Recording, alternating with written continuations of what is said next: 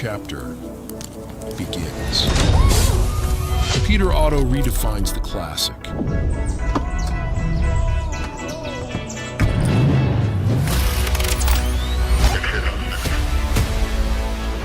A new name, a new season, for a new story.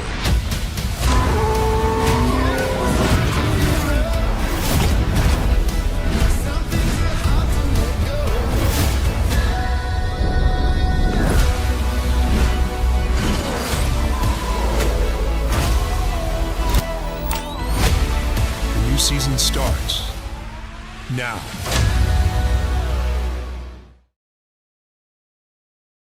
The guy we would expect to win this, the reigning champion, Maxime Guénard, who's won this race certainly 3 times out of the last 4 or 5, and was also 3 times the champion here, the reigning champion.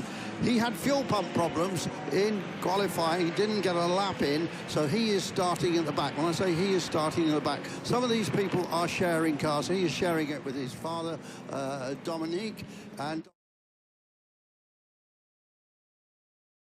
Look out for his car, number 49. It's in black, BMW black, with the multicoloured BMW flashes on it from the rear, and it's certainly work its way around this circuit very quickly indeed. Should probably be coming into shot here as the cars go around this lap. Beautiful conditions, slightly warmer than yesterday. We had a breeze yesterday and clouds rolled in, but it was dry, apart from a little sprinkle partway through the day for about 3 laps, which made things interesting. Going to be a lot warmer today. The weather forecast is calling for about 25 degrees when we get to lunchtime.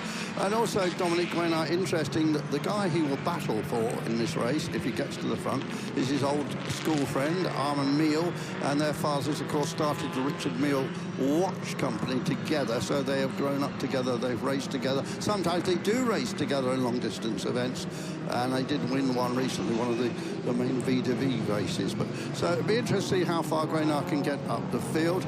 The other hot runners here are Yves Shamama, the Cincinnati-based Swiss driver, and he's in a very good Capri, and he's won these races before.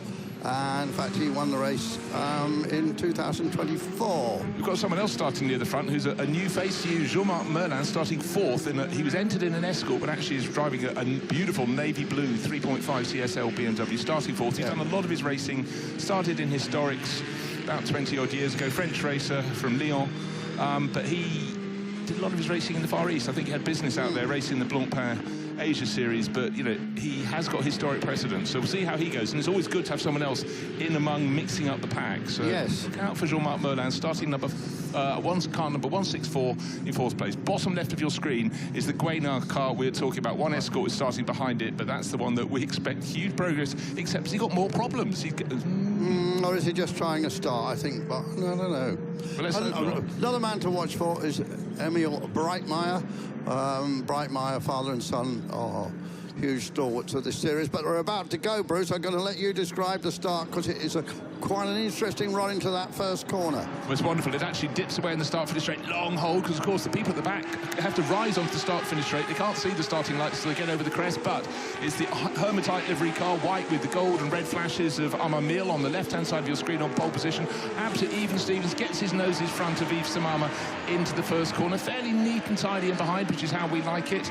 And this race will kick off the day 1 hour to get Sunday underway. And the wonderful sweeps of the Dijon-Prenois circuit, already prevalent. They go through turn 2 to turn 3, and then they'll drop into one of the best corners in my eye, which would be Virage de la Bretelle. Here it comes down. A lot of overtaking to happen yesterday, down the inside into the corner. But if you go in too tight, you could run out wide on the exit. But neat and tidy at the front. Poleman still going very nicely at the front of the field. So Armand Meal from Yves Samama, Capri from Capri.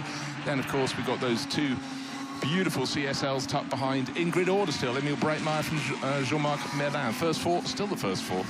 Yeah, most of these cars got about 400 horsepower. The Capri, the 3100, has got the Cosmos GAA engine in. That makes about 400 horsepower. There are the 2600s with a different engine in. That's the Westlake motor, and they're in a different category. We'll watch that category as well as we go through. And we have not many British drivers in this race, but we have Ross and Nick Hyatt, father and son, and they will be competitive in the 12-valve class, as they call it. Yeah, one of these was 3 wide as they cross the line. the end of the first lap, and it is Miel from Shimama, a Breitmeyer.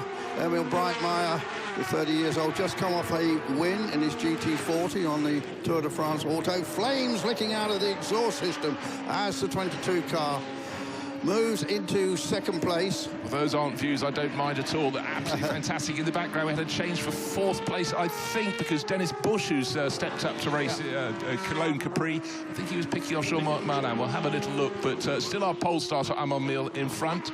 Yeah, Merlin has gone down to fifth place. You can see his Navy kind of being passed by the Capri of Dennis Bush, and Dennis and his twin brother Mark raced so many cars. Mainly you see them in Porsches, but then obviously they've watched these over the last couple of years. Yes. Well, hold on, we're coming to these meetings. Let's have a go in a Capri. Yeah, absolutely. We've got one lady racer in this, Gabby van Oppenheim, and the 14 car is in the gravel. Yves Vergle, and well, I didn't see where that was. I would guess it. Well, we'll not guess, but anyhow, he's deep in the gravel. But I must say, the marshals yesterday and the race officials did a really good job of keeping races going, cleaning up incidents, but waved yellow flags as the front runners come through. The Grenard car's up to 22nd, by the way, from the back. Moving up. Gained six or so places on the opening lap of the race. Should be able to pick people off because we know it's quick, and it was third last time. The last meeting, which was Spa. Yves Samama won that from Armand Miel. Yeah. So it was the two Capris at the front, but there's the waved yellow flags, and the safety car is out. So maybe that's in the gravel at turn one. I don't know. We'll have a little look. That should help the Grenard car a little bit because everybody will close up. So anything he lost in the Chemozzle at the start, it's always difficult to start when he's at the back. Yeah, I noticed Michael Kammerman also moved part Jean Merlin. So we've got Capris first, third, fourth, and fifth with Emil Breitmeyer waving the flag. So it's there is a spun car, the Vergle Capri. So it's first corner. That's one of the classic places golf. That's one of the biggest gravel traps you'll ever see. Yeah. Beautifully raked. A bit of Zen art there in the gravel work. I had a quick word down on the grid with Michael Kammerman because he is a former champion. He won the championship in 2024 driving with Sebastian Glazer, I think. But he has won this race back in 2023 here at Dijon, so he knows the track well. He goes well. He says, "I'm a hard hand. I'm just a hard hand," he said. I like it when people downplay their talents. He's not a hard hand for no reason. Right, interesting. Up the front we've got the Traber family 635 CSI, which is a model that followed on from the BMW CSL. And the rules were starting to change. And when I started going to events like Spa 24 Hours, it was the 635s that I just loved. That engine, absolutely fabulous. Just looking at the 12-valve class, and it's been led by Nicholas Traber, who leads the championship in that category, but not far behind him is Nick Hyatt, and they are in 7th and 9th places, quite considerably less horsepower than the 24 valves, and you can hear the engine note of the 24 valves much more shrill, and also I believe they've got better brake ducting, I'm told. Little details that the fans don't always get to see or know about, but the drivers will certainly tell you about if it's working if it's working against them, they'll let you know. Absolutely, Bruce, because motor racing is a very complex business, and there are a lot, not excuses, but there are a lot of reasons why some cars aren't as quick as others, and why the uninformed observer will see these Capris, they look exactly the same. Why is our British bloke down in 8th place? Well, he's got a lot less horsepower, he's got a different engine, he's got different brake ducts. Right, for the drivers here, it's a 1-hour race, and obviously they're losing a bit of the racing time, but they are continuing to go around. So Armand Miel made that good start, and the main mover was Emil Breitmeyer, starting third and getting up to second place ahead of Yves Samama. But we'll see if Yves tries to strike back his green and white Capri when we get the restart, when the safety car is withdrawn. A few other cars down the order. We've got a BMW 2002, Gabby von Oppenheim, who was a fantastic studio guest for us here. She was. Last year. Very entertaining and informed. We've got an Alfa Romeo 1750 GTM, which is the wheel-worked car, but mainly it's the Capris against the BMW CSLs, and then the Ford Escorts mopping up those behind. In fact, we've got one... Alpha. What? We got a couple of Alphas as well. A couple of Alpha. I was saying at the end of the top 10, we've got Raphael de Bourman in his escort in 8th and Andrew Cahill in his escort in 10th. So they can get in there but we're going to have that rising Guénard car. It's 18th at the moment, having started 29th. So it made some good progress on the opening lap. But right now it's Armand Mille leading behind the safety car with the slightly jaunty front number plate. So it's the Hermitite livery BMW Capri at the front from the classic BMW Motorsport in the white background of Emil Breitmeier in second place. And still the Pierre Vergely car is waiting to be dragged out of the gravel, just sitting in there axle deep. Chassis Yves Vergely, sorry, I beg your pardon. And we lost one of the BMW 2002 because also on the opening lap we appear to have lost Michel Velter, a Dutch racer. Yeah, you mentioned Andrew Cahill, he's better known as a Mazda MX-5 racer. 2 or 3 years ago. He's also raced in a Lamb for the Jordan Racing team. So he's obviously made a move. So he was racing in the Lamb certainly a couple of years ago. This is one of the things I love about historic racing. People, will run one car for a year or two and then decide to try something else. And a lot of the drivers here are fortunate enough to be racing in several races in each of the Le Mans Classic Series events. So they chop and change. They might be in a Lola T70. They might then also be out in a Ford Cologne Capri or a BMW Batmobile. They might be in a small Lola or Chevron sports car. There is plenty to play. And obviously, you hope the timetable works so your races aren't one straight after another, but sometimes they are. Right, Yves Vergely underway again in his yellow and green. Right, look, this is a less extreme Capri. This is a RS 2600. Yeah. As you were explaining early on, this was, this was the German arm because they ran that as one of their road models with a 2.6-litre engine. Yeah, they won the European Touring Car Championship with this car in 71 with Dieter Glemser. And then the famous Jochen Mass also drove an RS 2600. And he took the title the following year, didn't he? The big news was, of course, they ran at Le Mans with these cars in 1972. And won the class. It was a GT class. They won that with Jerry Bill, the great Jerry Bill, and Claude Bourgogne, and they finished 10th overall. And the second car, Glemser and Soileroy, was 11th. It's one of those anomalies, isn't it, over the history of Le Mans? Not so much now, but back in the 60s and 70s, where you had cars you didn't expect. And in fact, this year at Le Mans Classic, we're going to be having NASCAR celebration, because we had a couple of NASCAR in the 1976 Le Mans 24 Hours. They came in, and then, of course, a few years ago, we had Jenson Button and his gang racing a NASCAR Chevy as well in the event. Accordingly. And it got an enormous amount of interest, didn't it, as well? And it went really well. It sounded magnificent. Yeah. Sound is such an important part of motor racing. You acknowledge it. Over the years, I acknowledged it. And that was one of the problems, things like Formula E had when it started. There wasn't a sound to be really had. I've still got the same problem, really. Some great racing and some innovative ideas, but for me, the sound is all part of the overall picture that makes motor racing so exciting and has grabbed us, Bruce, between us for a very long time. Yeah, lots of years added up between us in this game, but I love the expanse of time, so we... Yeah. Yves Vergely is able to catch up the tail end of the field, having rejoined. But... Yeah, as they're still on this yellow lap here, just with these Capris, so the ones at the front have got a Cosworth GAA engine, which also went into single-seaters. The engine in the RS 2600 built by a rival firm to Cosworth, not so well known now, but Westlake, Harry Westlake's company. So it was a completely different motor. Although I think I'm right, they're both V6s. They are both V6s. No, exactly. So, actually, following on from you mentioning the European titles for Dieter Glemser 71 in an RS 2600 and Jochen Mass the following year, 2 years later, the RS 3100 won the European title in the hands of Hans Heyer. Yeah, they changed the regulations. That's the reason why they went to the bigger engine. Yes. And in between 1973, the title went to BMW with a 3-litre CSL, and that was Toyn Hazelman's. Yeah, we're recreating these great races, effectively. Exactly. The same battles, actually, some of the same cars. Some of them are recreations. There's the 14 in the pit. That's the one that was dragged out of the battle. That's Yves Vergely. So, did he fall? Was he pushed? Did he just drive out of the way? But anyhow, he got bogged down. Right, the safety car, so it's peeling in. So here we go all over again. Green flags being waved, and our pole starter, Armand Mille, leading from Emil Breitmeier. Capri from BMW and tucked in behind the... Everyone else fanning out the 635 CSI going on the right-hand side of the screen. Nick Hyatt in his acid yellow BMW a little bit further back. Neat and tidy, looking to see where the bet. Oh, now trying to regain positions is Michael, not regain, gain positions. Michael Kammerman goes around Dennis Bush, gets up into, that'll be about 4th place overall, but it's still Armand Mill leading the way. But this is a chance for people to pass the 635, the Traber family car, making good progress in 7th, trying to stick with the other cars.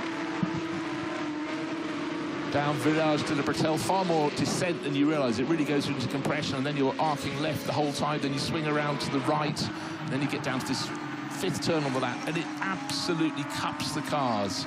So you can brake, you know, far later than you'd think. If you looked at the circuit back, the circuit will sort of scoop you up, take you around the corner, and then you carry on that flow up over the hill to turn 6 and 7, and then you're shaping up for the final couple of corners. Yeah, it is an unusual circuit. It was built just over 50 years ago. But it is mainly right-handers. And of course, the one big, they've got virtually a hairpin. They call it the parabolique. One thing we discovered yesterday, we discovered last year, is the main straight is called the Straight of the Weasel. Did a bit of translation of the name or from the map, and we found out it's the Straight of the Weasel. So I guess when they were building, there must have been all the weasels around here. There's only weaselly driving going on, but there's certainly some fine racing going on. And Armand Mill, who is one of a family of 7, we believe. Well, it's just so tidy at the front, just so right. It's It's Ford versus BMW as it was in period. And of course, when Ford were delighted at the time when they were duking it out in the European Touring Car Championship, because their road car, in standard road car trim, their Ford Capri 3 litre or whatever at the time was far cheaper than the BMW CSL. But they became more and more extreme, and they had classic Formula 1 drivers in them. This is the days when Formula 1 drivers could compete in other things. They hired the big names, Jackie Stewart no less. Stewart raced one of these. Nicky Lauda would have raced. He was obviously earlier in his career than Jackie was. Jackie was already a 2-3-time world champion at that point in Formula 1. But great days, and don't forget, of course, they also sold a lot of cars to privateers. So if you went to events like the Nürburgring 24 Hours, it would be chock full of these. The CSL was the first car that was developed by the then new M Sport division of BMW. So it started a great line of successful race cars. And of course, they also raced in IMSA with these cars as well. And look, the hired hand, as he calls himself, Michael Cameron, making a move in his white and gold Capri to go into 3rd place potentially. It's still the Hermitite liveried Capri. Armand Mill leading from Emil Breitmeier, a gap of about 3 seconds back to the grouping. Who's going to get into turn 1 first? Looks Kammerman in the gold rather than the green of Yves Samama will get that done. So Samama started 2nd, is now down to 4th. So it hasn't been a dream race yet. But we talked about this yesterday, and it's the same case today. They've got to keep their tyres sweet. It's an hour's race. And certainly, as you said, a lot of teams were talking about setting up your car here with all these right-handers. It really does lead to a little bit of head-scratching in terms of getting the right setup. And also, when we were here 12 months ago, it was considerably warmer. So again, it's a different equation for them all. One thing, Bruce, that we talked about quite a lot yesterday, a lot of these races have effectively a handicap system by making certain drivers stay longer in the pits, and they tend to be the more experienced people.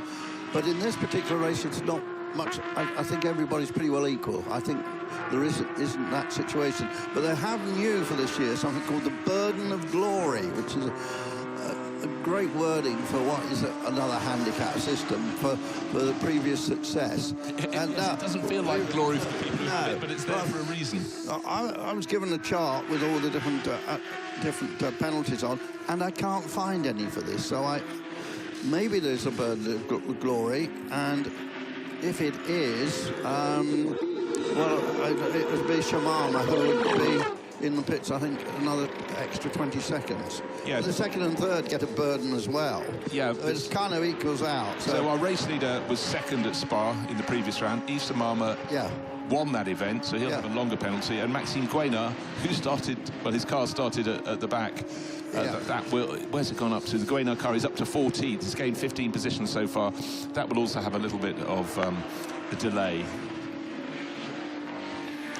Raphael de Bourman still leading the escort class, chased Blanchemin, Olivier Doucet also we go, and Andrew Cahill's right in that mix in 2nd in the escort class. Yeah, with the car that was raced in period by a very successful British touring car racer from Bristol, Vince Woodman. And Vince Woodman, VWM Motors, or whatever it was that was on the side of the car. Vince had a very engaging race for a long, long time. He did, right. The driver who's trying to unseat Kay Hill at that 99 Mark II Escort is the Guenard family car. We were talking about that coming up from the back. It's the black CSL with the BMW racing stripes on it. It takes the grass a little bit to make sure he gets the move done. Andrew Cahill not too keen on backing out. That's fighting for position. It's not like a faster car's coming through that needs to get past people wave blue flags at you. But anyhow, you can see the grunt of the CSL really paying off up the hill. Then you go through turn, this is turn 8 of the 9, and then you go into this final corner, looking at Jean-Marc Merlin there. No, in fact, we're looking at, Dominique Guenard. It's such a long right-hander, and it gets partway around, and then it rises. And then at this point, up the straight of the Weasel, you cannot see the start-finish line. I can't see the pit buildings until you keep climbing, and then eventually you get there. But our first two cars pulling clear, Armand Mille, Emile Breitmar, they're now nearly 4 seconds clear of the best of the rest. They started to come across back markers. I think it might be Gabby von Oppenheim they're about to catch, if it was I think yellow and black 2002. Yeah, there it is. Yeah, that's her car. She was being interviewed down on the grid by some film company, so I don't know what that was about. But well, she has a very big social media following, and I dare say everything is recorded, but a very engaging company, and I've always loved the shape of that 2002. You look at them now, those tiny little A and B pillars make them just look so elegant. In fact, the fairly small rear pillars as well, the C on the cars. Unfortunately, 635 CSI in the pit lane rather than out on the track. So that's the Traber car. Nick Traber's brought that one in, so I don't know what the problem is, because that's way ahead of any pit window. Well, it certainly is. That's obviously good for the Hyatt family, because that puts them in the lead of the 16-valve class, as we call it. So, 12, I mean 12-valve class. Yeah, 12-valve, yeah. This is actually called that. It's called +2L/12V. You do need to know your nomenclature. Again, talking elegant, any car that has BMW Racing, those three, the red, the dark blue, light blue stripes, they just look elegant. Almost the thinner, the better. But over the years, BMW also, of course, famously for years had the art cars they brought out to give a car to an artist to put their daubs on. And so they've always been very aware of their image, I must say. Yeah, if you go on the website, there's some very famous people who did those cars. So I run a motoring art exhibition, and I've written articles about that. But the famous BMW colours, the 635 CSL was the first to carry them. So it's Mille, it's Breitmar second, it's Kammerman who's dropped back those 5 seconds, as Bruce says, then Shimama, Busch. The new boy in this series, Merlin, and Dominique Guenard has taken that car all the way up to 7th place, but he is 25 seconds behind the leader. He would hand over, and the pit window is not open yet. And it's 5.5 minutes. Yeah, 5.5 minutes. So I think that car could certainly get on the podium.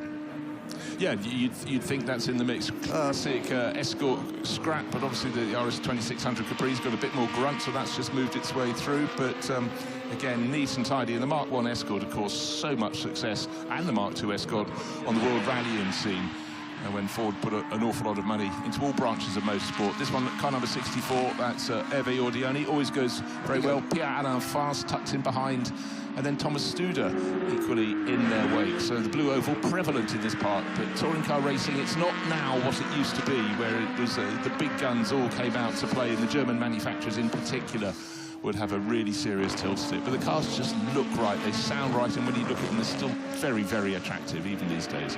Well, one guy we haven't given a mention to is, of course, is Tony Seiler. Tony's from Switzerland, been racing for 30, 40 years, very good in Lola T70s, won a lot of winning races in Daytona, historics there, Tony.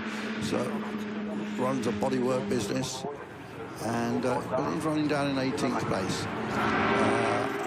If he was in a Lola he is in a T70 lane. He is. Well, I think he might be on the reserve list on that one, but he's certainly here, and he's got other cars running from Seiler cars out in. Oh no, a little bit of a locked up. That was a Weasley moment, but that was kind of that's the Pierre-Alain Faas Escort trying to get ahead of Thomas Studer and managing just about to do it, but again, that head-on shot when the drivers approach the first corner, you realise we've seen a few moves where people have gone, I've got to abandon here. Yeah. I'm not getting the braking done. And also the track is dipping, and then it pours away down to the right. And Now, if you're on the wrong line, you're really going to be out. now, one thing we haven't mentioned yet, we have a terrific pits reporter. We do. Our man is of And I France then, and I'm sure he'll go and sort out some stories for us this morning. I think he's down there already with the mic, probably poised to find out why there was a problem with the 83 car. But The 83 car was Nicholas Traber's Yes, 635 exactly. CSI. yeah, It was, it was running in the top 10. It was running about 6th or 7th place, actually. Went very and well. leading the class. Yeah. Leading the class. But these cars can be delicate, and don't forget, you think of some of the tracks they race on in period when they're racing in Spa-Francorchamps and Nürburgring in particular, Yeah. but also Silverstone. Circuits that really give a car a workout. You did mention the France family there, that's father and son. They race in a lot of categories, they're big names in French motorsport, and even race at Le Mans and so on. So we're just waiting for the signal. We can go down to the pits. I know. Yeah, we hear he's ready now, so we can go down and find out why that number 63 car, which was leading its class at BMW, why it had a problem. Let's hear from François. And the first bad news of the day is for Nicolas Trabert and the BMW 635 CSI Group 2. Nicolas, qu'est-ce qui s'est passé exactement? Retour avec un problème technique apparemment. Oui, exactement. Je ne sais pas ce qui s'est passé, mais tout d'un coup, quand j'ai fait le downshift dans le troisième, il y a le cinquième qui était dedans. Et puis, il y a le moteur qui a éteint. J'ai dû la rallumer. J'ai mis la deuxième. Bon, ça repartait. Après, sur la ligne droite, il y a tout qui fonctionnait. Je ne sais pas si peut-être dans les virages, avec les G-Force, il y a les vitesses qui bougent un peu. J'ai fait de nouveau le downshift à la Bruxelles. Et puis dans la troisième, il y a de nouveau le cinquième dedans. Je me suis dit, ouais, avant que je casse quelque chose, je préfère rentrer. Puis voilà, c'est un peu dommage. Je courais pour la victoire dans classe, mais voilà, c'est comme ça. Piloter cette BMW 635 sur Dijon-Prenois, c'est bien ça. C'est un chouette circuit pour cette voiture. Ah oui, absolument. Bon, ça va vraiment dans les bras à courir avec cette voiture quand même un peu plus lourde que les autres. Mais ouais, c'est très chouette. Quand même je vois la vitesse dans les virages avec cette voiture que personne y croirait, je crois, si tu vois la voiture qui est tellement longue. Mais j'en ai beaucoup que je chope dans les virages. Bon, en ligne droite, après, il manque un peu les chevaux, c'est clair. Mais dans les virages, ça va bien. Hein. And merci Nicolas. He was the leader of the championship in his class, but unfortunately, it's a retirement today in Dijon. And a retirement because it wouldn't shift down to third gear, as far as I could gather from the French. Yeah, exactly so. And actually, that's a gear you need quite a lot with some of the tighter corners around this circuit. And just to give you an idea about what the 635 CSI, his car is from 1981, and that year, one of the 635 CSIs, Umberto Grano and Helmut Kelleners for the Eggenberger team won the European title. 2 years later, Dieter Quester, but for a rival preparation company, Schnitzer, Yes, yeah. took that title. And Helmut Kellener's son Ralph racing this weekend. We'll see him in a De Tomaso, I think. Yeah, the De Tomaso with Detlef von Leek. And also, Dominic Guénard has moved up to 7th place. Joint founder of the Richard Mille Watch Company, as we said a number of times. Richard Mille, a huge sponsor in motor racing. They've been very good with female racing drivers, but you know, they are a major Ferrari sponsor. In fact, they sponsored 2 different Grand Prix teams. I'm trying to remember who the second one is. And at the Race Retro, the huge French motoring and motor racing and classic exhibition, they always had one of the biggest stands. I remember 2 years ago, they had about 15 Formula One Ferraris from different years on it, right back to a sharp nose. Just, Richard Mille is such an enthusiast, and they put so much into it. I mean, we're talking, you know, not watches, are we really? We're talking about exquisite timepieces. Well, it certainly has afforded Richard Mille and the gang an extraordinary selection of cars. And I tell you what, I read a feature and I thought, wow, you have selected the creme de la creme. What great taste of an era that you're fond of, I'm fond of, and you know they put a huge amount into sport. Our lead battle though is deep among the escorts, and still leading the Hermitite number 60 is Armand Mille, but Emil Breitmeier, we've got a yellow flag somewhere around the circuit, and the pit window is now open. Maybe that's a moment to try and get your pit stop with a little bit of a bonus, but up front you can be sure Mille and Breitmeier are going to carry on. But as soon as the pit window opened, number 3 They blinked first in a good way. Michael Cameraman, the driver who described himself to you as the hired hand, he did a really good job. He gained positions in the early stages of the race. Came up from 6th on the grid, got himself up to effectively 3rd place, but dived in, and that may pay off because yellow flag, still not listed as a safety car.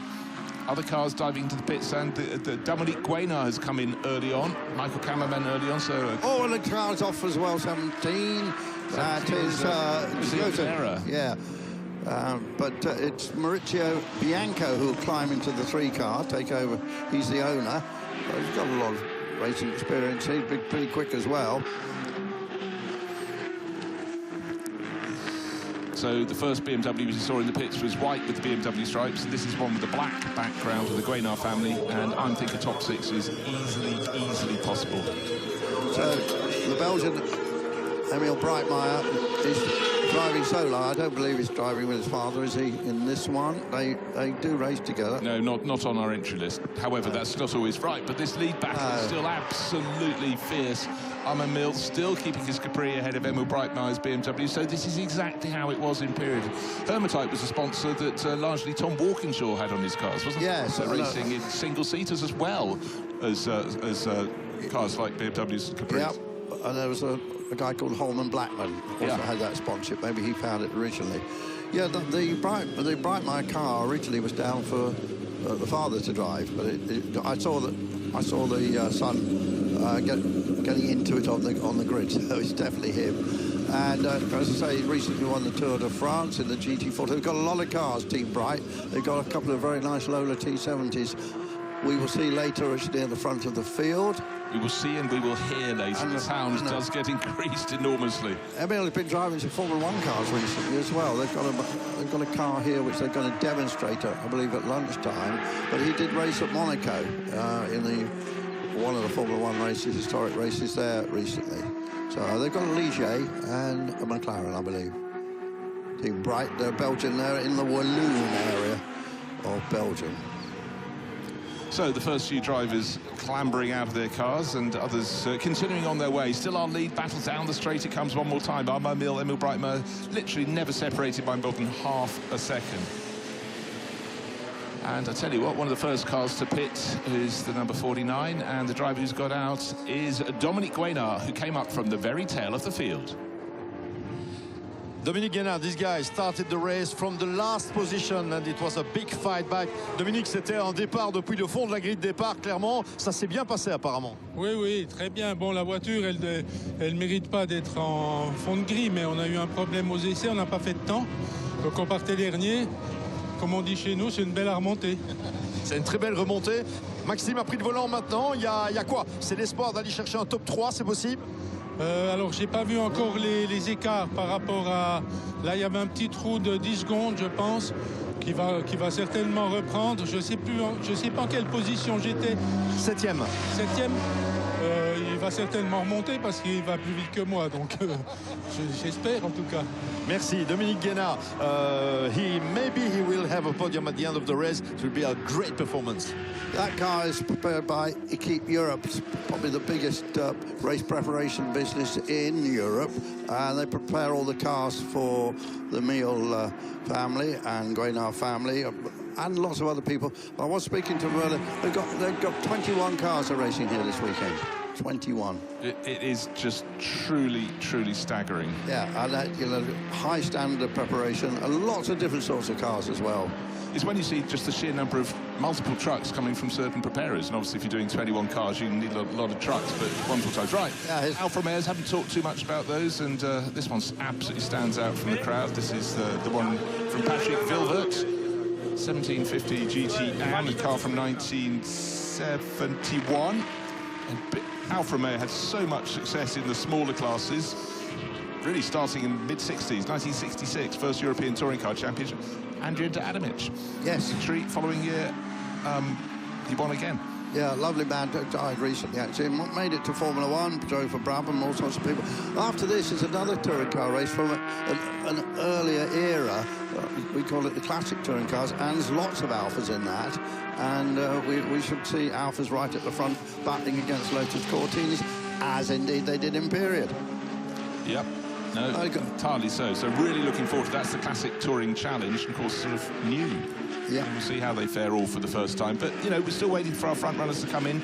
Now it's down to just 0.2 of a second. But in fact, suddenly this lap, Emil Breitmaier's fallen off a bit because he's diving into the pit. He was coming off the tail of Armand Mille, who's still leading. Yellow flag somewhere around the circuit. That may slightly hamper Armand Mille if he has to back off a whole lot around the point of the incident, whereas Emil Breitmaier has dived into the pits. Could be the perfect lap time for him to do that.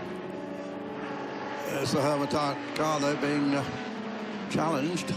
Yeah, but the number 3 Capri is a mat down. That, yeah, it's a lap down. Well, not really challenged. That's right. Close on the track, and likewise the black BMW in the background is now in the hands of Maxime Guénard. Dominique, we heard from the proud father. He did his job, not bad. 29th up to 7th. Didn't have any trouble coming up through the field, and he's fairly confident that son Maxime can get them a podium position. But bright yellow flashing light indicates, as well as the waving flags from the marshal, there is a hazard somewhere ahead. But I tell you what, let's go down to the pits because one of the escorts came in. Guy Fabrice Mestro sharing with Eric Sécheux, Daoui Vincent. Let's speak a little while about this battle between the Ford Escort Mark 1 in this race. It's a great battle, really, and one of the best cars in this class is the 47 of Guy Fabrice Mestro. Guy Fabrice Mestro, superbe bataille entre les escortes comme le veut la tradition. Oui, c'est vrai. Il y a beaucoup d'escortes cette année et ça ferait une vraie bagarre. Les pilotes sont bons, donc c'est de plus en plus dur. Ça va de plus en plus vite, ouais. On a vu débarquer cette Escort Mark II ici sur le circuit de Dijon-Prenois. Oui, ben, je sais pas, je connais pas bien les Mark II, mais il me semble qu'elles ne courent pas dans la même catégorie que nous. Mais bon, c'est pas un problème, tous les gens qui viennent sont bienvenus. Hein. Objectif, c'est gagner dans cette classe avec l'Escort 47. Et on a déjà gagné avec cette voiture. Les 5 dernières saisons, on a terminé premier de la classe. Félicitations Guy Fabrice et à très vite. It will be a great fight till the end of the race, of course. It's a race in the race with the escorts. Yeah, it always is. Sometimes it gets a little bit obscure, but we're keeping our eye on the action. But really, the main action at the moment, actually, I'm glad we're focusing on that black CSL. That's working its way up the order. Maxime Guénard at the wheel.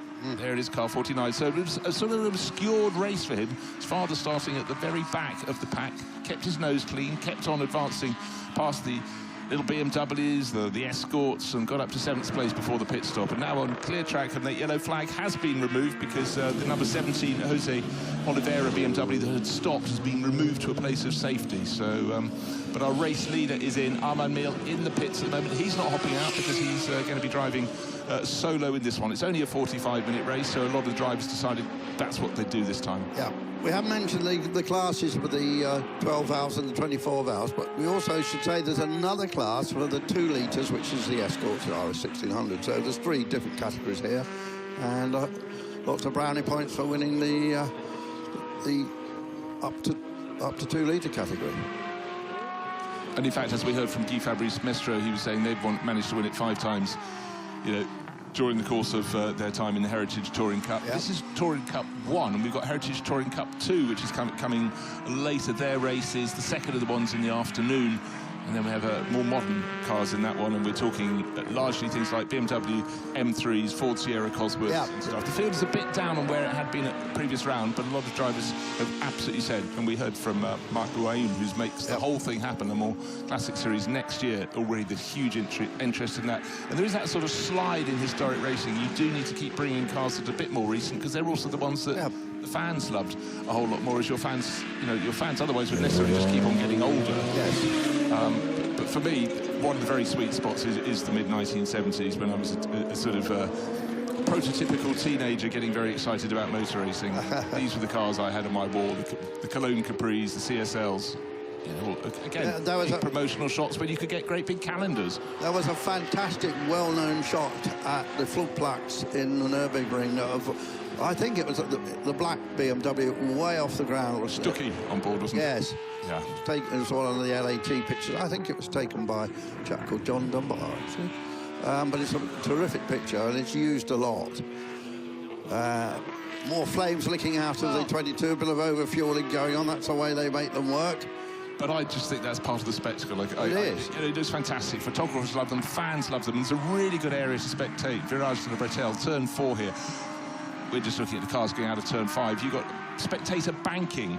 Really nicely set up. There are coffee stalls, there are shops, and so many car clubs around the infield. There's a lot to do here at Dijon-Prenois, but it's just a wonderful place to sit and enjoy cars. And if you can have a bit of flame spitting, it all helps. What we haven't said, Bruce, of course, this really is the home of historic racing. There will be more historic races from the Peter Auto series that this has transitioned into than any other track. This is where it really all started, and but you can see why. Yes. It just works so well for historic racing, and you know, any form of racing would be fun around here. But I think particularly historic cars, they tend to slide a little bit more, and having all the gradient changes, it just really works. Yeah. And the gradient changes also give you some great viewing areas, and quite a lot of it, the big corners are terrace with just concrete seating. But you've just got a great view. But bring a cushion, I think, is the answer to that. So Ross Hyatt is now taken over from his son Nick. Ross been racing a long time, did a couple of Le Mans back before the year 2000, and there's another guy with a very interesting business. They basically work in the ocean. They salvage boats, and they also look at cables and things and check how good they are in the ocean. So it's got a super business doing that. And I think we're going to have an interview, and well, certainly one. Olivier Breitmar is running in second place overall, and we're going to go down and hear from his son Emile, who's had a really cracking season so far and could be heading to victory. Let's go down here from Emile Breitmar with Vincent Françon. In this Heritage Touring Car Challenge, it's a big battle between the Ford Caprice and the BMW 3.0 CSL. With one of the cars, 22, Émile Breitmeier. Émile, un bon départ et belle bagarre avec ses Capri. Ouais, c'était vraiment sympa avec Armand, on s'était bien amusé, c'était la bagarre devant. J'ai essayé de passer, mais il a un peu plus de puissance que moi en ligne droite, donc j'ai essayé de compenser au freinage, mais petit déficit, donc mais c'était très sympa, c'était une bagarre. J'ai essayé de passer un peu partout, mais bon, maintenant c'est à mon père d'assurer, et voilà, si on réussit à avoir une deuxième place, ce serait top, deuxième ou troisième, donc il va essayer de gérer la course et tenir jusqu'au bout, c'était déjà génial. Mais c'était franchement une belle bagarre. Je pense que c'était sympa pour les spectateurs d'avoir un peu Capri versus BM. Oui, tout à fait. On sait que sur certains circuits, la BMW est peut-être avantagée par rapport à la Capri. Sur d'autres, c'est l'inverse. C'est comment à Dijon? C'est marrant parce que, on va dire, premier secteur, je suis plus rapide. Dernier secteur, avec la longue ligne droite et la parabolique, il est un petit peu mieux, il est plus rapide. Troisième secteur aussi, c'est un peu pareil. Il y a des endroits, en fait, dans le technique, je suis un petit peu plus rapide. Et dans les courbes un peu rapides, ça va, mais dans les très longues courbes rapides et dans les allonges, il est un petit peu plus rapide. Donc voilà, et au freinage, la Capri a un petit peu moins de frein, la BM un peu plus de frein. Donc ça se compense sur pas mal de secteurs. Donc ça permet d'avoir des bagarres vraiment serrées, en fait, parce qu'on a des avantages, des inconvénients qui se rejoignent. Donc c'est assez sympa. Just like before, it's the great battle between BMW and Ford in this touring car race. Yeah, he was actually talking about how the car performed in the 3 different sectors, and he was also talking about the braking in those sectors. But anyway, it was a bit of a surprise because the car was entered for his father to drive, and and then he started it. I thought he was staying with it, because normally he drives on his own. So yeah, no, we have to always keep an eye on an entry list. It's only as good as the last time it was printed out. A lot of people, they decide how many races they want to do. But Armand Miel, our leader, as he was before the pit stops, the Herbert Capri, car number 60. And again, if you put it next to a standard road-going Capri, of course, it's got far more extreme wings, front and back. And the BMW took it to another level with their Batmobile when those enormous rear wings on theirs. It's also got it's got a new rear wing. The black hadn't been painted yet, I noticed. It's 14 in the pits, which is the Vogeler car, which has been having all kinds of problems. But so Armand Miel, now, we've done our pit stops. There's a drive-through penalty. Who's that for? It's the Pierre-Alain France, Irwin France. Irwin doesn't appear to have got on board that. That's Ford Escort. They're down in 18th place. That's going to hurt them. They'll have it added up. That's for constant track limits abuse, and certainly that was something a lot of the crews needed to get clarification on here after practice and qualifying, or particularly qualifying, because there was one car, we'll name no names, all of their laps, every single one was removed for track limits excess. So, interesting thing that Maxime Goinard is now up into 3rd place. He's 23 seconds behind his old school friend Armand Meal. Breitmeyer, the father, is not as quick as the son, but he's not that far off either. So it would be interesting to see what happens here. So I think the big question mark now really is can Maxime Guénard get second place? I don't think he's got very much chance. Has he 18 minutes left of catching up Armand Meal, who was the champion in this category in 2023. So last year it was Guénard first, Meal second, Breitmeyer third, Kammerman fourth. So it's all it's the same usual suspects, isn't it, at the front? Yeah, no, absolutely so. But it's, again, you know, what I love is the fact they get to compete in circuits that are so different. We started the season down at in Barcelona, then you go to Spa-Francorchamps, where, you know, you can really stretch the legs of these cars, but also it was hyper hot there. It really was cooking away. This is far more clement, as you might say, much more comfortable, all the cars. Here's Jean-Marc Merlin, first chance to really have eyes on his car. Unlivery, tends to race his cars in that deep navy blue, you know, whatever category, GT4, historics, whatever. So welcome addition. He's all over the tail of Mark Bush. They're fighting for 5th and 6th position, separated by, as you can see, next to nothing. So good to have Jean-Marc Merlin. Just many years racing with Frank Yu in the Far East, but clearly back on home ground. And again, a lot of people, they want to race the cars that they loved when they were with juveniles. And that's exactly what Jean-Marc is doing here. The Belgian Raphael de Bourman has got a decent lead with the Escort over Cahill. What is it now? It's opened up to 19 seconds or so. Yeah, quite comfortable. Raphael goes really, really well in that car, the orange and black one, the broad speed car. Milton Racing for Broadspeed was the writing on side. It's Dave Matthews. Dave Matthews, whose son James is, well, he's married to the sister of the future Queen. Indeed, Pippa Middleton. But he was a good racer, James. Very good racer, and I think he was very much involved in the Williams takeover, wasn't he? He was, yeah. That, and I think he's got huge business, a very successful man. And I wonder if he ever thinks about his days racing. At one stage, when he was coming up through Formula 3, he was on a trajectory towards Formula 1 anyway, and then it all sort of stopped.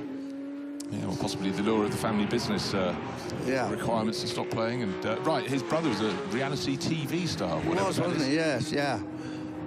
Right, here we go. So Jean-Marc Merlin has hunted, and he's got past Mark Bush, so he's starting to adapt very nicely to the CSL, and down through Virage de la Bretelle, that corner, which I think is so fantastic, and then you drop to the bottom of the slope, and it really does slope far more than you see on TV, but this is the steepest part of the circuit. Out of turn 5, out of Parabolic, it is a massive climb.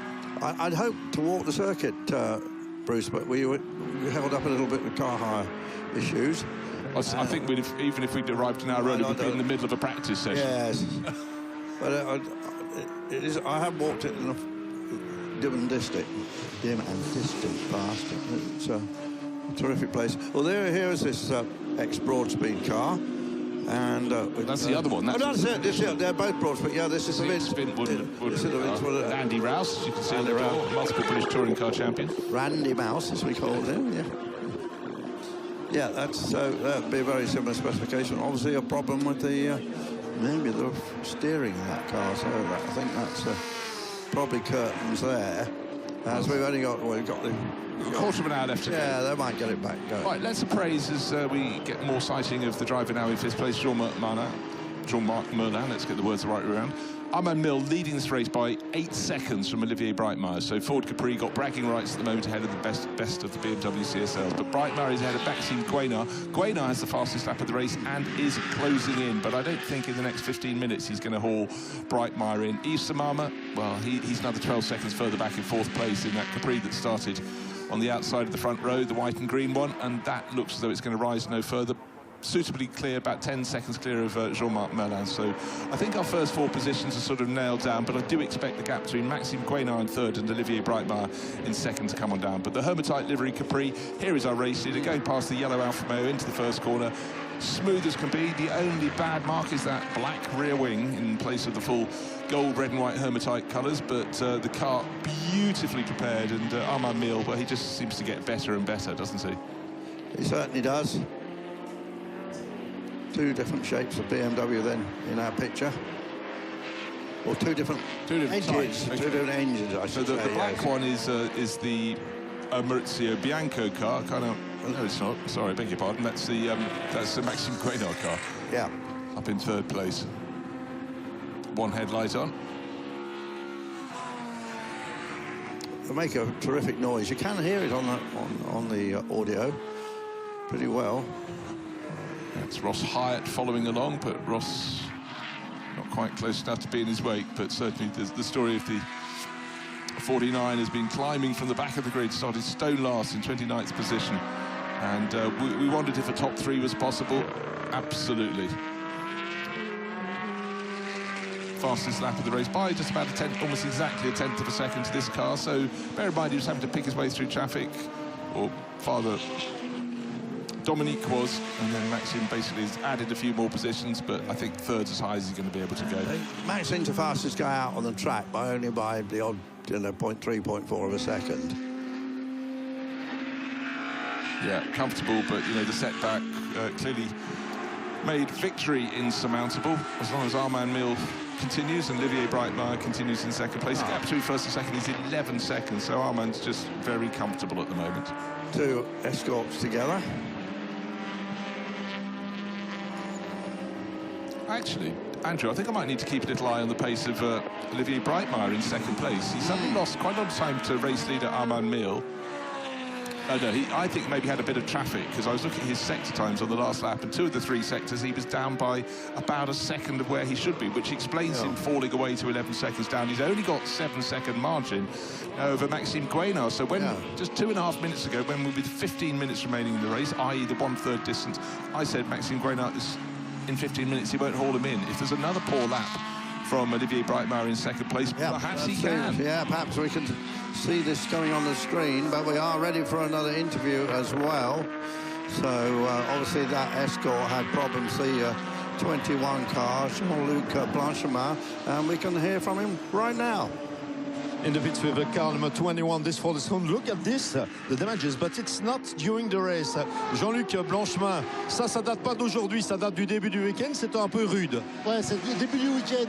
C'est pas de l'huile, c'est une erreur de ma part. Bon, ça a pu être réparé, bel effort du team. Ouais, j'ai eu des magiciens avec moi, ils m'ont tout réparé le soir, elle tournait. Parfait. Comment s'est passée cette course? Visiblement un peu court. Ouais, un peu court parce qu'on a cassé une rotule. Il y a la rotule de la crémaillère qui a pris du jeu. Et arrivé dans le poste, j'ai le volant qui faisait un peu le fou. Donc je suis rentré.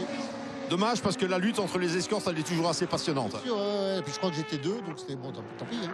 Bon, on vous retrouve aujourd'hui, Jean-Luc? Ouais, on a acheté ces deux. Parfait. Jean-Luc Blanchemin, it's a difficult start of the weekend. It was a difficult start, and this race, it's a retirement, unfortunately, for him. Thank you very much, Vincent. You can sense the disappointment, but good news for Jean-Luc. He's got another car to race later in the day. At least that comes as a consolation. Shame to lose the car in its original livery as well, which adds something rather special. It's not the only one with the original livery, but lovely to see the bloodline, and also to go back to the early career of someone like Andy Rouse, trying to work his way up the motorsport ladder, and obviously many successes in the British Touring Car Championship over the years. Pretty much a Ford man through and through. Right, gap first to second is actually stabilised, so my little slight concern over the pace of Olivier Breitmeier in his number 22 Capri in second place seems to be unfounded. That's good news. He is still being caught by the number 49, giving chase the second of the Sears Hells, Maxime Guénard, fastest lap in the race. Could yet catch him, so Maxime, as long as he's, again, the problem of being able to see very far ahead of you on the start-finish straight means that for Maxime, he can't see as much as he wants to gauge. You want that sort of visual clue that you're catching the car you're chasing, but he certainly is, so it's going to be a white BMW CSL, the black one, but they're closing in. Great shot there of the famous BMW stripes, two on the white background and the third one on the black.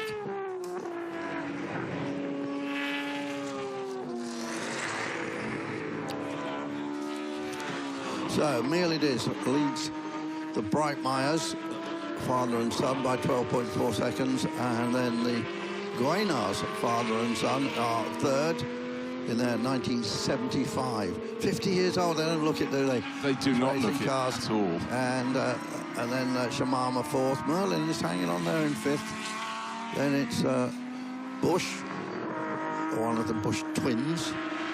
And Bianco is holding off Ross Hyatt, who leads the 16-valve class.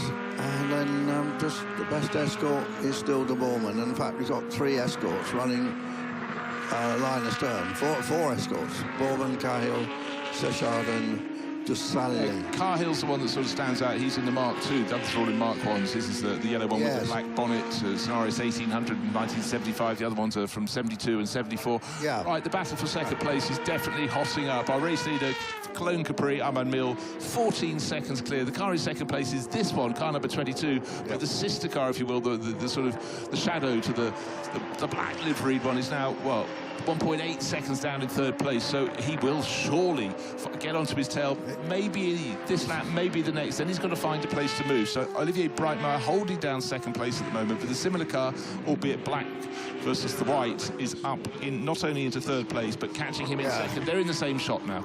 Yeah, well, Maxine is the champion in this Heritage Touring Cup category from 2025 and won it 21 and 22 as well. So he's well versed with this car. He's won lots of races in it, and he's about to not win this one, I think. But can he catch Breitmeier? That's the big question. And Bruce and I think the answer is yes, he definitely can, and he's going to start challenging very, very soon, Bruce.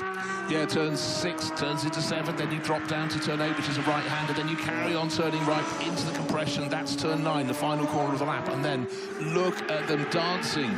Oh, that's straight through on the inside. Straight on the inside. I expect it to come after the corner on the rise. This is now the final corner, and very, very steep climb. But well, Breitmeier's actually clearly just almost backed it off. He realised he couldn't, and he left a lot of space there for Maxime Grainard. So lots of respect, and that's absolutely a fine thing. But what a shot in those BMW Works colours. So all the way from the back, the fuel pump problems in qualifying, didn't get a lap in. Started at the back by his father. He did a great job. We heard from him in the interview, and then now he's through to second place. But the gap to his close friend and arch rival is some 14.9 seconds, and we've got 6 minutes remaining. So. Yeah, and I'm just looking for any other particularly close battles. I mean, those escorts are really not line astern in positions. They're running from Raphael de Boorman in 9th down to Olivier Dussay in 12th, but they're not enormously close. In fact, the closest battle is that battle for second place, but unfortunately, it's now going to open out because it's not a battle anymore. Maxime Grainard, the black number 49 CSL, through into second place. No answers from Olivier Breitmeier in the number 22, the white one that's hanging in there, but the pace of Maxime Grainard was always going to pay off. We did mention Gabi von Oppenheim in her lovely BMW 2002. She is stopped in the pits at the moment. Yeah, not in a good way after the pit window had closed, so clearly a little problem. But I remember talking to her last year. She just absolutely loved this circuit. Oh dear, we've got a spinner, and spinners aren't winners. And car number 64, that's the Hervé Audioni escort that normally goes very well indeed, but unfortunately being stuck in the gravel will not in this position. Will that lead to yellow flag? I mean, yes, it does. Yes, it does. And does that mean that Maxime Grainard will pull right up on the tail of Armand Miel, and then it could be a very good battle to the line? Well, it was a very unfortunate moment for Hervé Audioni. He got very close to the car in front, the Pierre-Alain France-driven escort, and thought he had the outside line. And then, unfortunately, the car in front went to the outside, and at that point, he had to brake heavily. The front of the car snapped to the left when he wanted it going right, and in the gravel. That's down at turn 5, an unusual place to go off, actually, which is the parabolique hairpin. Yeah, he was caught out there, wasn't he? 100%. By his rival. So still yellow flag. So just remember the lead had been 14 seconds. It's down to 13 because actually Maxime Grainard, even on the last lap, was chipping away. But your point, here's our race leader. There'll be cars between them around the course of the lap. But if we have a safety car, that will probably bring Maxime Grainard within distance. But what's happening at the moment, of course, as it has been since the start of the race, the clock is counting down. We've got 4 minutes and 40 seconds remaining. But I think, hopefully, that escort could be moved to one side to a place of safety down at the parabolique hairpin. So the board's going out to the drivers, giving them... This is the board for Maxime Grainard, telling him he's effectively 13, 14 seconds down. saying only plus 12, in fact, so let's see, it is plus 12. They've worked that one up very nicely, they've done the maths. So this driver in second place, Maxime Guénard, the car started by his father Dominique from last position up into second, is taking a second and a half, and someone else has gone off into the gravel or kicked up the dust from the gravel just ahead of him, but looks as though they've managed to continue through without getting bogged down. That's good news. So the escort still sitting in the gravel. No one close enough to move it, but I think the driver's all been past it once. They know where it is now. At least that's an element in the safety of all concerned. The gap from first to second will continue to come down. One of the BMW CSLs going relatively slowly down towards turn 5. Little Alfa Romeo tucked in behind it. A bit of caution there. And that's the one in third place. That's Olivier Breitmeier. Certainly, once he was passed, he didn't make it difficult. Already 5 seconds between him and the car that overtook the similar CSL of Maxime Guénard. But Breitmeier, well, he's got a 30-second margin, Andrew, so he's safe in third place, because Yves Samama in the fourth place, Capri, number 52's backed off a little bit, and he's obviously settling for his particular position. Yes, indeed. So Armand Mille and Maxime Guénard, not quite as ever, but as normal, at the front of this Heritage Touring Car Cup Category 1 race, coming to its conclusion with just 2 minutes and 50 seconds. He just lapped Marc Busch, so only the top 5 on the lead lap now, which is Armand Mille, who's leading, Maxime Guénard in second, Olivier Breitmeier third, so it's Ford, BMW, BMW. The second of the Fords, Yves Samama in fourth, and Jean-Marc Merlin in fifth. Everybody else, with Marc Busch just having been put a lap down some distance behind his race leader. Not a wheel has been put wrong by Armand Mille. It's been a really exemplary race. Bit of pressure in the early laps of the race, but since then he's just had things very much under control. The glorious sounds of the car. What I love in historic racing is when you haven't heard a car from a particular period driven in anger, and you suddenly go, oh, that engine note, really, really remember it.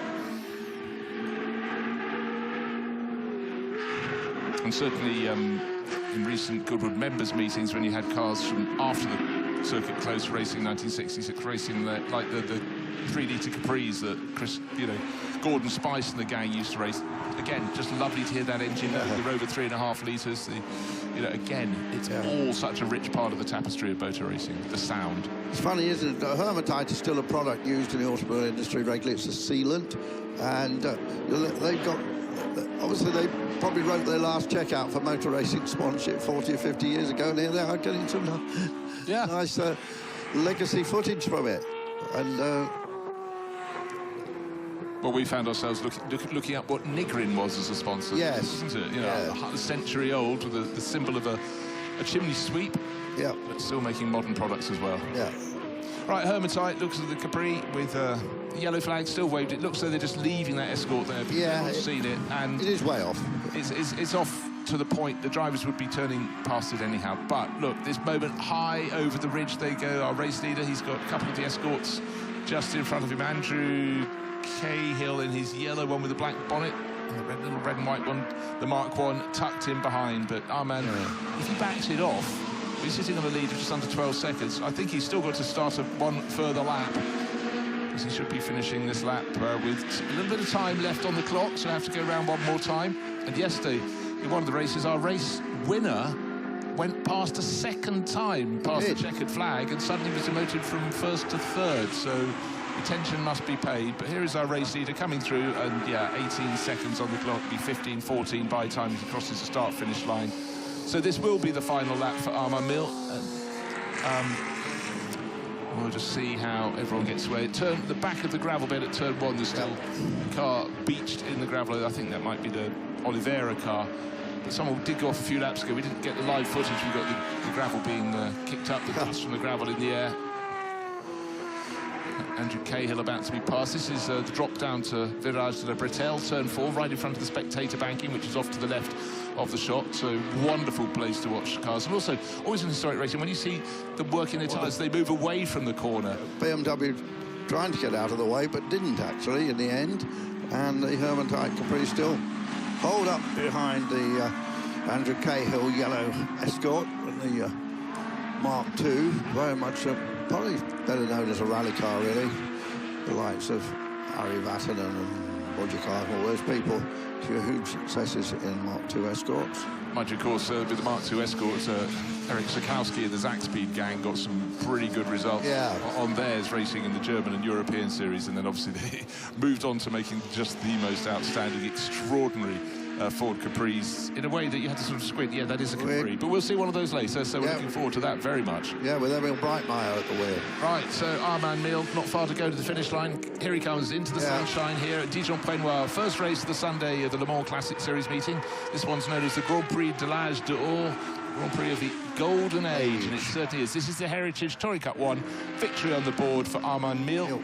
And he'll win by about 10 seconds or so. The black BMW comes through. 10.3 seconds is the gap first to second. But Armand Mill from pole position to victory, and second place to Maxime Guénard and Dominique Guénard from 29th to second, having had problems in practice.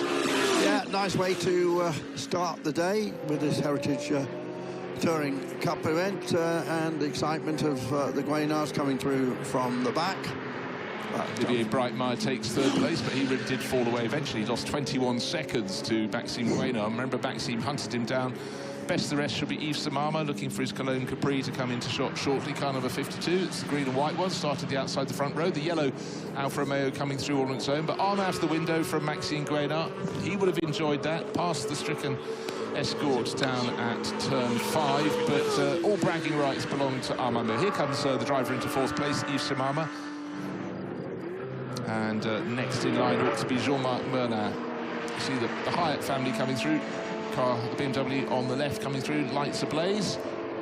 And just waiting for the fifth place car. Here it comes, left-hand side of the screen, closer to the pit wall. That's Jean-Marc Merlin, who's had a very impressive debut in the series. He's got ahead of Mark Bush and only just is going to beat him if he backs off. Mark Bush very close, but Merlin just stayed on in front by a second or so to take that fifth place.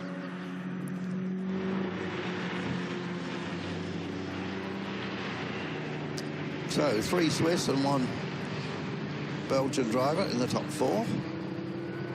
Ross Hyatt and son Nick do take the 12-valve class. And that will put them in the lead of that subsection of that championship because their main rival did not finish. And the top escort in the race was 8th place overall, Raphael de Bourman, car number 37, the ex-Team Melton Broadspeed car. And so another chapter added to the history of that one. So we had a bunch of cars. Maurizio Bianco didn't actually finish the race. Number 3, remember that was one of the first front runners to pitch. With Michael Kammerman, who got it up into about 4th position in the early stages. So mechanical problems, even for the quicker cars. But for Armand Mill, job well done. He's going to have a busy day here at Dijon-Prenois. Maybe someone has to open the door to let him out. You can't get out. Look, out you come. We do like to see our winners. Well done to the photographer who reached in and helped out. And, again, friends, rivals, Maxime and Armand. But Armand gets the bragging rights today. Set of overalls to go with the GT3 series that is now so strong and growing week by week. GT3 is a historic category. Still takes a bit to get my head around that. A lot of the drivers you don't even think of as old raced it in period and go, how could that be a historic series? That's going to be a Le Mans Classic. It certainly will. GT3 race. And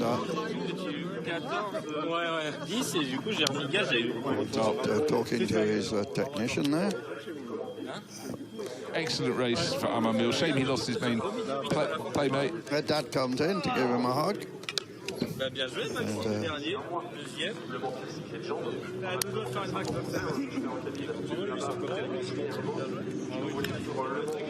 So first race of the day, neat and tidy. Couple of little that's Emil Breitmeyer down there, also joining in the conversation. But we're going to be able to hear from the winners very soon. And yeah, let's get down there and hear the thoughts of the man who won this race. Winners of this race, first race of the day, Armand Mill. Armand, bah voilà, c'était correct, belle bagarre au début avec Emil Breitmeyer et puis c'est parti. Exactement, du coup on avait un grand rythme, c'était chouette et tout. Franchement bien joué à lui parce que c'était pas facile, surtout que moi je voulais réduire un peu le rythme parce que les usures tiennent pas trop sur le temps, du coup j'ai réduit un peu le rythme. Du coup, essayer de jouer un peu sur les fermetures, sur les trucs. Mais c'était très amusant, franchement, c'est bien amusé. Ouais, bien, superbe victoire. La journée n'est pas finie, naturellement, il y en a d'autres qui vont suivre. Exactement, j'ai encore de la démo de Formule 1 avec la McLaren 23, puis j'ai aussi la course CER1 avec la Lola. Une Formule 1 sur Dijon, c'est comment, Armand? Très chouette, franchement, ça rappelle un peu l'époque et tout. Ça remémore un peu l'époque et franchement, c'est super comme caisse, c'est extraordinaire. Franchement, c'est dangereux, faut faire attention, mais c'est un plaisir monstre à rouler. Armand Mille, first winner of the day. Et puis on va interviewer. We'll go on with this guy, his father starting last on the grid and now second at the finish of the race. C'est un excellent résultat. Maxime, on pouvait difficilement espérer beaucoup mieux. Non, c'était compliqué d'espérer mieux. On est quand même en train de se dire que s'il y avait eu quelques tours de plus, on aurait peut-être pu jouer avec Armand. Mais non, franchement, c'était trop cool. Je veux dire, Dominique a fait un super départ, alors que pourtant avec l'escorte, ça n'a pas été facile. Le safety car nous a sauvés. Et puis après, ben voilà, moi je me suis mis dans ma course. Et puis c'était plus une grande séance de qualif qu'une course au final, toi. Mais c'était super cool. Bon, comme pour Armand, la journée est loin d'être terminée ici. Ouais, alors loin d'être terminée, mais moi j'ai plus qu'une course en fin de journée, donc j'ai le temps d'aller me reposer, contrairement à lui. Ce sera le classique endurance racing 2. It will be the classic endurance racing 2. We go with the cameraman to see Olivier Breitmayer. He's third of the race. Olivier, bah voilà, il fallait assurer le coup après le bon premier relais d'Émile, c'est fait. Bah ouais, je voulais pas gâcher, il a bien roulé, il était deuxième, donc je l'ai vraiment attaqué au début. J'ai vu que Maxime m'a doublé, après j'ai vu qu'il y avait 25 secondes d'avance, donc j'ai relâché un peu. Mais bon, il a pris pas mal d'avance au début, ça m'a bien aidé. C'était chouette, le comportement de la 3 litres CSL durant la course, c'était stable? Ah ouais, c'est génial, ça marchait bien. Mais je comprends pas parce que Maxime, il va beaucoup plus vite que moi avec la même voiture, c'est bizarre. C'est bizarre, il va falloir analyser la chose. He's third of the race and it's once again a familiar affair in this Heritage Touring Cup. Thank you very much there to Vincent. So happy faces, and we've got Sunday underway here. And certainly we had a brilliant day of racing yesterday. Next vehicles out on track will not be racing cars. It will be a parade for an assortment of Mustangs. But I think before we head out to see the cars bearing the blue oval, let's look at the highlights of a race won by a car bearing the blue oval.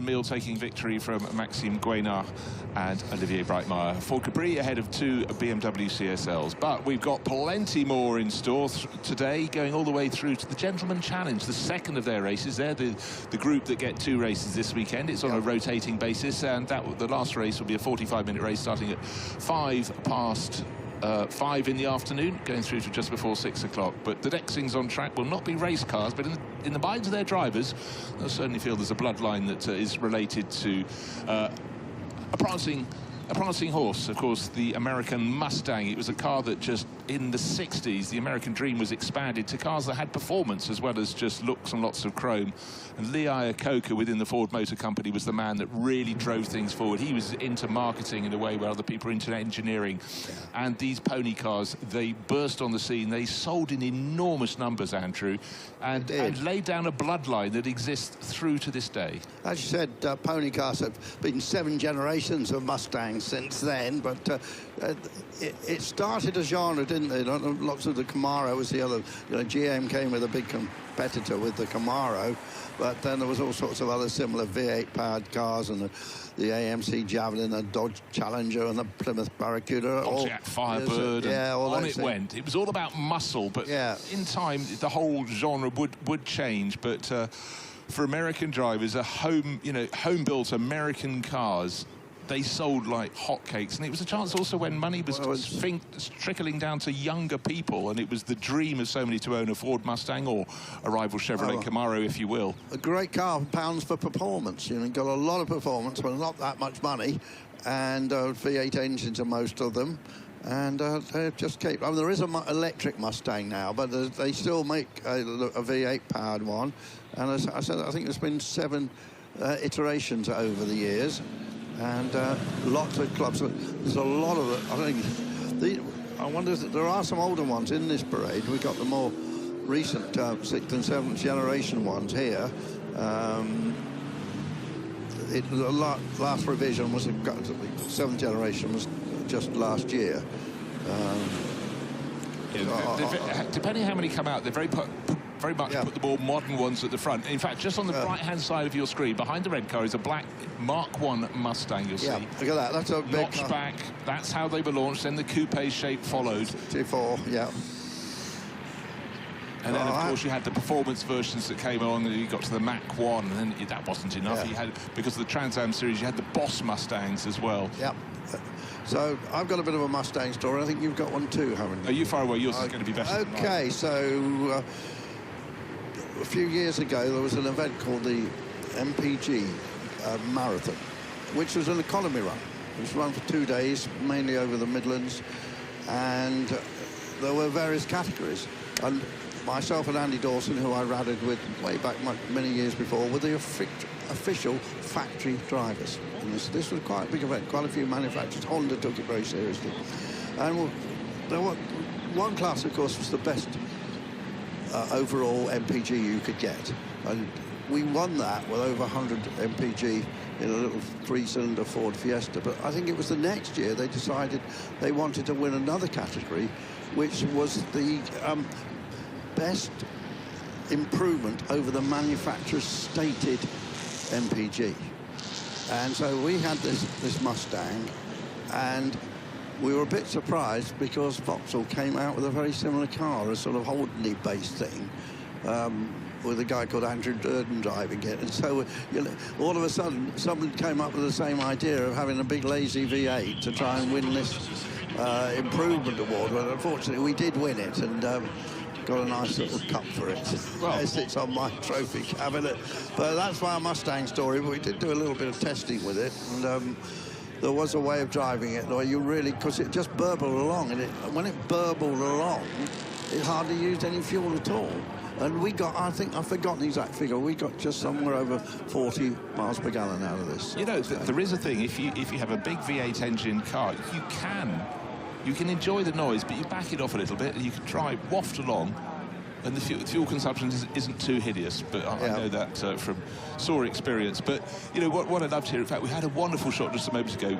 We talked about that first Mustang. We saw the black one with the notchback, and the coupe followed. But just then, a short while ago, had the coupe shape. And, of course, that was already famous, and then that was driven in Bullet by Steve McQueen around the streets of San Francisco in that forest green livery. And a couple of years ago at Goodwood, maybe 5 years ago actually, there was a family, I think in New York or New Jersey, who just happened to own that car, the original. And, you know, suddenly Ford Motor Company got very excited and sort of wanted it back and probably offered a suitable number. But here we are, drivers who love their Americana, and here's a Mark II generation Mustang. There it is. That's the Mach 1 I was mentioning, which is a sort of slightly high performance model. And one of my father's work colleagues decided that wasn't enough from the Ford range. He wanted the Boss Mustang. I was always very envious, you know, sort of orangey yellow with a matte black bonnet. It was the coolest thing you could imagine for a 9-year-old to gawp at, but made a fabulous sound. In fact, that was probably my first real experience of a wonderful V8 engine in that. Alas, my father chose from the Ford catalogue. They were all working for Ford. We had an estate car, not a Mustang, I seem to notice, as a child. I've got over it now. Yeah, it's because it had a huge 429 cubic inch engine in the Boss Mustang. And yeah, and the Trans Am series at the time was absolutely epic racing. George Follmer, very much a star of that at the time, and so many other names in the mix there too. But that was the sort of racing that really sold cars in the States, because it was the manufacturers going at each other cheek by jowl with cars that looked good, sounded even better, and the racing was absolutely fierce. Trans Am still exists today, but it's a shadow of its former self, sort of rather further down the motor racing ladder in the States than it used to be, when it very much was in the pantheon. Yeah, it certainly was. So a Boss Mustang, which was built just for 2 years, actually, Bruce, I'm reading here. 71, 72? Yeah, over $5,000, which I'm not sure how that translates. Yeah. So, no, 69 and 70. 69 and 70. Yeah. But, you know, as you said, they raced those. And they came in colours, interesting. They're called a grabber orange, grabber green, grabber blue, calypso, coral, and pastel blue. Those were the colours. Grabber green, what about that? I think grabber orange was the colour. So I said it was yellowy orange. That's the colour, pretty much like the car that's just gone out of shop. These more modern Mustangs also, you know, for a long time you had to import them from the States, but they started selling them again in Europe, really with this iteration that we're looking at now. They sell them with the larger engine, smaller engine, but if you see the 5.0 on the side, you know someone's gone, I'm not having a Mustang that doesn't make a great sound. Yeah, when we did the MPG Marathon, it was because people were importing those cars from Europe, but Ford Britain weren't selling them, and then Ford Britain decided to put them actually that you could buy one in the showroom. I think they sold quite well, actually. And I think they did, and you see a lot of them about, don't they? Yeah. I mean, huge performance for you know, very sensible money. They're getting a bit of a shot of this, and so. And what we should point out is that the Grand Prix de l'Age d'Or, the infield is absolutely chock full of car clubs. My sadness is I haven't had the chance to go round them this year. Last year I was wandering around like a happy young child, looking at cars you've never seen before, cars you haven't seen for decades, and also the people just having such a good time. It doesn't mean if you own one sort of car, you're not going to go and like the others as you walk around the paddock, and lots of sort of shaded areas under the trees you can park the cars, and some brilliant vantage points as well where they park them, looking around that compression out of turn 1, the rise up to turn 2, and you're there with all your colleagues. So, you know, this meeting is something very special. It's got a wonderfully relaxed atmosphere, and for the drivers to go out and at least get a feel of the rise and fall of this circuit is something, you know, they would have looked forward to for a very long time. One of the curious things in the big American sports car IMSA Championship, one of the main sponsors is a company called Mustang Sampling, and they sponsor always GM products. And actually, it's an oil industry business, but it's also a bit strange. The Mustang Sampling Corvette or whatever it is. It's called an anomaly. Yeah, exactly. But yeah, so for the drivers to go around this circuit, this is lovely for them, honking to their friends. I'm sure they've got friends taking photos and videos of them going around. But it's the conversations you have with fellow club members. I'll give you my silly little Mustang story because I can. Long ago, a British racing driver Paul Stott said, "Hey, do you want to come up at Silverstone? I'll take you around. I've got this very early Ford Mustang." Stotting can really switch it on when he gets in a car. And, you know, the grunt of the engine was fantastic, acceleration was fine, but I suddenly realised the comparison of cars across the years, because we were going down the Hangar Straight at Silverstone, made a brilliant entry to the straight, and then a V12 Vantage GT3 Aston Martin came past as if we were standing still. We got to the corners and Stotty did a lot of showmanship, diving in late, kicking the tail out. It's very dynamic, but you just realise the passage of time and the progress that they, in their own era, would have been sort of similarly close to the top of the performance ladder. But a well-driven V12 Vantage, it just came howling past us. That said, it was sensational fun because the cars from the 60s still really pretty rudimentary, and certainly the controls rather easier to look at than they are in our little Fiat rental car, where I couldn't find any form of way of changing gear until I saw there were just 4 buttons on a panel. It absolutely is extraordinary and not brilliant either. If you want to buy one of these second hand here in France, I'm just seeing one here for, it's like only got 26, it was registered, and the guy hasn't driven it much. It's 8 years old, but he's only done 26,000 kilometres in it, and it's 50,000 euros. Okay. And here's one. Oh, that's an electric one. You scroll past that one. Scroll past that one. Here's one from a 6-year-old car, 25,000 kilometres. But if I was buying a Mustang, 33,000. I'd be looking at one like this from the 60s. Well, yes, it's the classic coupe shape. Yeah. Unusual in red, basically, but it still looks super sweet. And look, the taillights and that, the 3 vertical slashes. Yeah. But still be used in the modern day. Of course, we are going to see them racing very soon with John Spears and Nigel Greenswell have got a very competitive blue one. And there's 2 or 3 of those, basically that shape with racing histories that are going to be here. Yeah, in the next short while. Yeah, the next race. The Bulacek family, they've got an orange one of the Mark 1s. Obviously, there will be Mark 1s. It's the very early touring cars in the classic touring challenge. But for a lot of people, again, lured in by the image, lured in by the price, and the fact, obviously, they have been on sale in Europe, whereas for quite a long time you had to bring them over to the States. But if you say Mustang to me, I still think of this shape. The Mark 1 and the Mark 2 are the ones to me. Then they did get that sort of avoir du pas that happens so often. Weight was added. By the time you got to the Mark 3 Mustang, it was a totally different shape and just sort of evolved, but not in a way where it got sleeker, it got chubbier. So Mark 1s and Mark 2s, to me, those are the Mustangs that are interesting. But I must say, these latest ones are fantastic, and the ideas of people in the States buying European cars because they handled, now at least American cars handle very nicely too. And I tell you what, the guy who's at the top of the poll, the person who makes Ford Motor Company tick, Jim Farley, is the best thing that's happened to that company for decades, because he's a man who understands about motorsport, loves his motorsport, and it's certainly that is drifting into the car product range, and also just Ford competing as it did, particularly in the 60s and 70s, the top of world motorsport is a good thing for the brand. I can't brag from doing this from memory. I am Googling Bruce, but of course I know the song Mustang Sally, sung by Wilson Pickett, and I did wonder, what did Mustang Sally mean? Well, Google tells us the song is about a woman who doesn't want to do anything but ride around in her new car, which is a Mustang. Fair enough. There you are. Can't argue with that. So Mustang Sally from the Commitments. Gosh, that was quite a while ago. Yeah. It was 1965.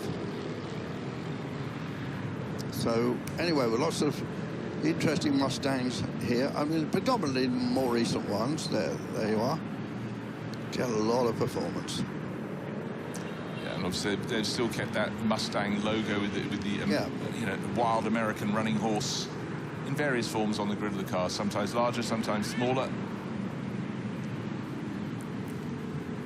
And obviously there's now a Ford Mustang Racing Series going great guns in North America at the moment. I think it was around this weekend, and they came to compete at Le Mans. Yes. That's one of the things you get the guest slot at Le Mans. So I was talking about the 3 vertical stripes, lights either side of the tail. The modern cars have them, the very early ones had them too. So I like that sort of continuation of a line, and very much I think Series 5 Mustang decided to ape the initial shape. That might be Series 6 Mustang, and did it very successfully, I'd say.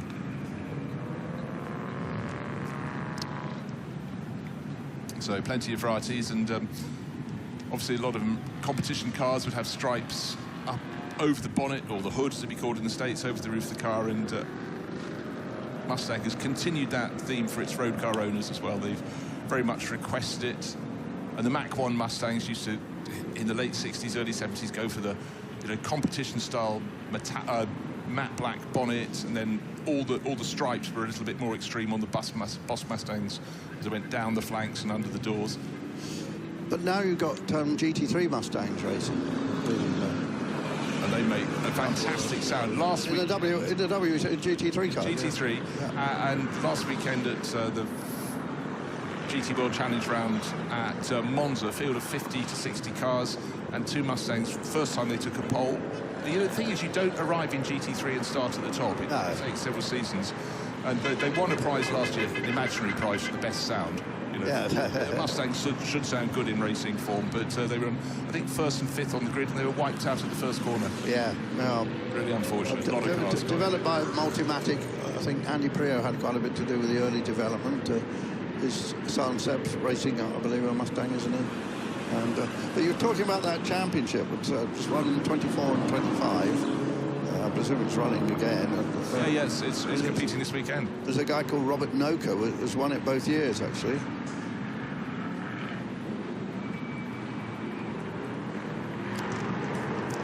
So the driver's getting effectively 25 minutes of track time, so they're gradually getting used to the circuit. Obviously, they'd love to be let loose at full, competitive speed for them, but it's a parade, it's a race. But so we've got soft tops, we've got hard tops, we've got notchbacks, we've got coupes, we've got the full range. And you've got, I think we're going to get the checkered flag now, maybe. So coming to the end of this, and then we'll go from this to seeing Mustangs racing and maybe winning even. Yeah, well, that will be something to look forward to. So the drivers will work their way around back to wherever they're parked under the trees between turns 1 and 4. Probably have a coffee, and certainly have something to talk about. Yeah. And the camaraderie, of course, of all car clubs is something, even the Turner Car Club, I gather, is a hotbed of conversation. Well, you could say that, but actually it's the Fairthorpe Car Club incorporating the Turners, Rochdales, and various other strange plastic fantastics. And the Turner Car Club will be going to Le Mans Classic, or the Fairthorpe Club will, but there'll be all Turners. And to explain what Turners were and things, these were cars from the late 1950s or mid-1950s, weren't they? Yeah, up to towards the end of the 60s. And a little sports cars, a bit like an Austin Healey Sprite, but with its own separate chassis and a nice, prettier fiberglass body. And did a lot of racing, Turners, actually, very successfully. He used to race against the Lotus Elites. We'll see Robin Ellis in the Lotus Elite later. But the Turners used to give them a pretty hard time. So anyway, that's a little mark. This is one of the biggest motor companies in the world. I'm not sure where Ford ranks now. But it used to be number 2. General Motors was always number 1, or was in the sort of 70s. And then Toyota just vaulted past everything. And in the blink of an eye, you look at the European car market, and certainly in the UK, you suddenly look at brands that you didn't really know about. The Chinese brands coming in, selling in enormous numbers, the JQ, the Omodas. But, for a long time, it was basically, particularly living in the States and also living in Australia, it was Ford against General Motors. So in Australia, it was Ford against Holden. But just remember that, of course, Ford at the time would have had the Ford brand, which would include the Mustang. They'd had the Mercury brand, which is slightly more upmarket. Their top market would be Lincoln. Whereas you went to General Motors, their top brand was Cadillac. And then you had Buicks for sort of comfort and driving around. You had Chevrolet, which is the everyday car, Oldsmobiles, etc., etc. And you realise how multifaceted they were. So many individual, brandings. There's a chap's come from Belgium with his look. Well, you see the Belgian plate. Belgium still has a quirky red on white number plates. They were the last European country to have driving tests, I believe. Belgium. Well, I tell you what, my parents lived in Brussels in the late 1950s, and they had such a backlog. They said basically a certain number of people on the waiting list just have a license anyhow. Yes. There was a car with a funny a pink number plate there. I don't know if you saw it. Well, there was some trade plate. I have never seen a pink number plate in my life. So it's another first. Tick it off in the book. I might be old, but there's still plenty of firsts. Right, so Shelby, of course, the Shelby Mustangs had a role to play. Just seeing that branding on the performance from the traditional American racing colours, white with the blue stripes. And the Shelby GT350 was a famous model that you could rent them from, I think, Hertz. Yeah. And a lot of them used to get back after the oh yeah, I only went to see my grandmother. There was a racing number on the door. And then there was a GT500 after that. But and GT390 wasn't there for a little bit. But right, the Ford Mustang Challenge competing this weekend. Just to let you know, Mid-Ohio circuit that actually has certain similarities to this in some ways. I wonder if Jim Farley, he races that series, doesn't he? I mean, he races other. I'm sure we'll see him in I would think racing at the Le Mans Classic Legend, as it's called. So coming up then, we've got the older classic touring cars and Classic Touring Car Challenge having its first race of the season, Bruce. Yeah, no, exactly. They didn't race in the first. No. They go on to race at Ricard, and yeah, I think they just got 2 races this season. Yeah, and just checking things out, Jim Farley, boss of Ford, finished in 10th place at Mid-Ohio, so he does what it says on the tin. He goes racing, which is great. I'll correct myself, there's 3 rounds. So you've got Ricard, which is in August 28th and 30th. Nice race meeting to go to. Nice South of France venue. And then we've got Imola on the 9th and 11th of October. That's a final European round of this Le Mans Classic series. So 3 races for these classic touring cars. So, as we said, I haven't raced this year, but there are Mustangs right in the middle of it, and we'll see how they get on.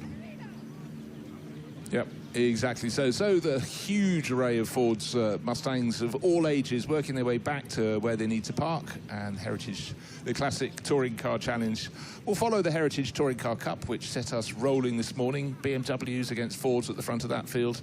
Mustangs now sloping their way back to the paddock. And again, the wonderful sweeps around this circuit. What a treat. And the sunshine had a tiny little spit of rain for a couple of laps yesterday evening in the Porsche 2-litre Cup, but it actually added to the fun rather than detracting.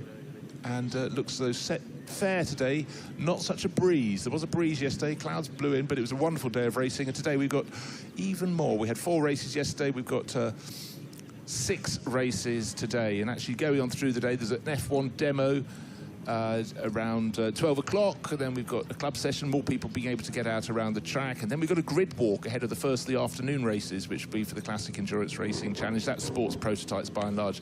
Then the later Heritage Touring Cup race, that's Heritage Touring Cup 2, will be the 4th race of the day. The 5th race, Classic Endurance Racing 2, and we'll end up with the 2nd of the Gentleman Challenge races for 50s and 60s cars starting at 5:05 in the afternoon. So plenty going on, and people all around the circuit. Brilliant stalls here, and if it's a circuit you've never been to, I shamefully had never been here until last year, but despite sort of 40 years working in the sport, and I just think it's an absolute gem in a brilliant part of France, and it's an extremely sort of relaxed and enjoyable meeting. And when the sun shines as it is today, gentle sun, not too hot, brilliant places to come and watch the racing from various vantage points where you can see quite a lot.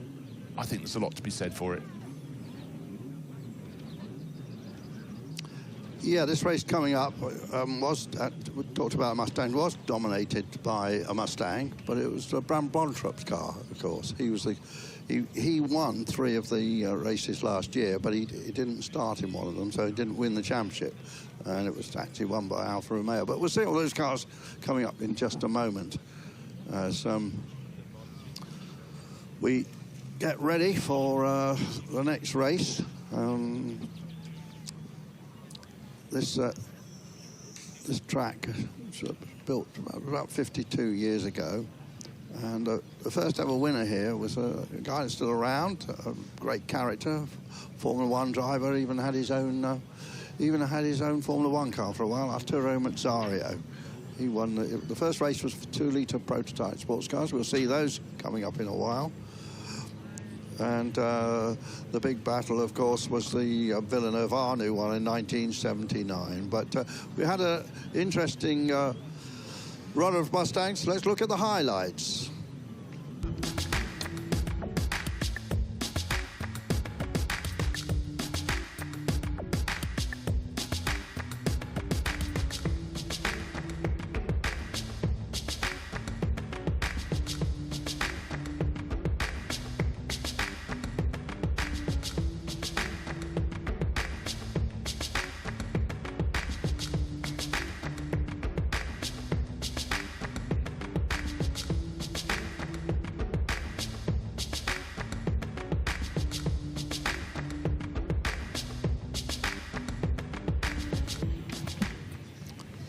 There we are, so a little reflection there of guys having a great time in their Ford Mustangs.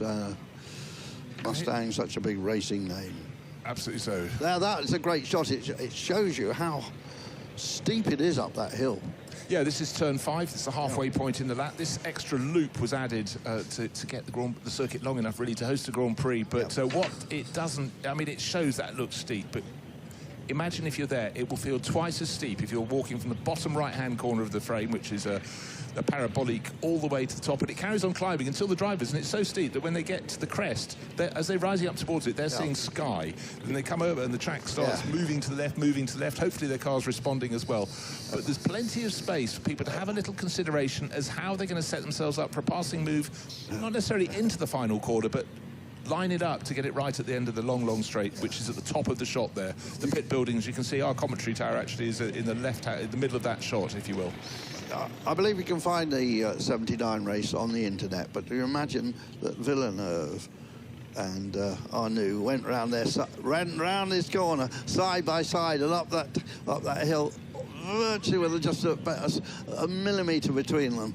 But it was when their wheels, you know, Arnoux was in the yellow Renault and the red Ferrari, I'm saying this just to put the colours in your head, Villeneuve. They were interlocking wheels, they were banging wheel on wheel, and you think, oh, could have ended in disaster. People talk about it being the final lap. Yes, it was, but it was the 2 or 3 laps before as well. It was just truly extraordinary. Meanwhile, serenely on his way, fittingly on home ground in France, Jean-Pierre Jabouille continued in front of them and took victory, the first win for Renault in Formula 1. After being embarrassed for several years, they introduced turbocharging, and it wasn't working. It was a car that tended to, you know, steam a lot and retire a lot. But gradually, they got the reliability to go with the extra punch that turbocharging was providing. And the rules at the time were 3-litre engine capacity for normally aspirated engines, and they sort of plucked a figure. Well, we'll only let the turbocharged engine be half that capacity. So it's a 1500cc engine, which seemed tiny after we'd become, well, since the start of 1966, accustomed to 3 litres, so more than a decade. And then, was it going to work? In time, it did, but it took a while. It took a huge amount of time to happen. And the turbocharger was some very special fuels, BMW particularly. I reckon they were going over it. They turned them up in qualifying, and they had qualifying engines that knew pretty well going to blow up. 1,100 horsepower, didn't they? Oh yeah, 1,100 and maybe a little bit more. But they were, the drivers referred to them as grenades. They did, exactly, yes, hand grenades. And of course now the Formula 1 engines aren't much bigger, are they? And they're still turbocharged, got electric power. There's 1,600cc a current Formula 1 engine, I'm right? Yep. Yeah, but it seems strange, you know, the way that the performance has been sought, and people have been going, oh, can't we go back to the noise, the wonderful sounds of the V10s? You don't really move backwards in Formula 1, so they'll try and work out what is best. It's been a very difficult start to this season with the difference between a driver, the amount of speed you have if you're harvesting, and if you're on the power, so that sort of needed adjustment, but it seems to settle down. But this weekend, Monaco, where it's going to be very, very different. But Antonelli, an astonishing pole position. Sorry if I spoiled your weekend by telling you in advance, but the young Mercedes star is just really laying it down. He is the real deal, isn't he? Yeah. He seems a nice lad, from what I can tell. I haven't met him, but I've spoken to people who have talked to him, and he comes across very well in interview. So we're waiting for this next event to come up. It's an interesting thing that the fastest lap in that race was 1:25.2. In period, the Group A touring cars here, which was a slightly less spec, wasn't it? The lap record for Group A round here is Klaus Niedwitz with a 1:27.4.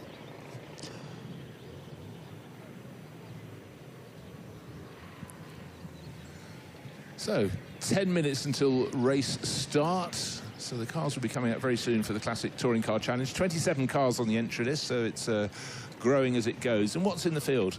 Well, I'll just run you down through a few. Alfa Romeo Giulia Sprints, that is the most popular car in this race, the GTA model from 1965.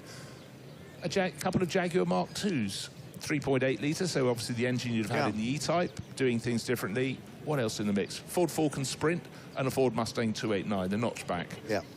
They're in the mix. Lotus Cortinas, several of those, Mark 1s, and Mini Coopers as well, often popular in France. That is effectively your mix of cars, but we'll see how it goes. But everywhere you look, there'll probably be a Giulia Sprint GTA in, you know what, in red? Yes, has to be.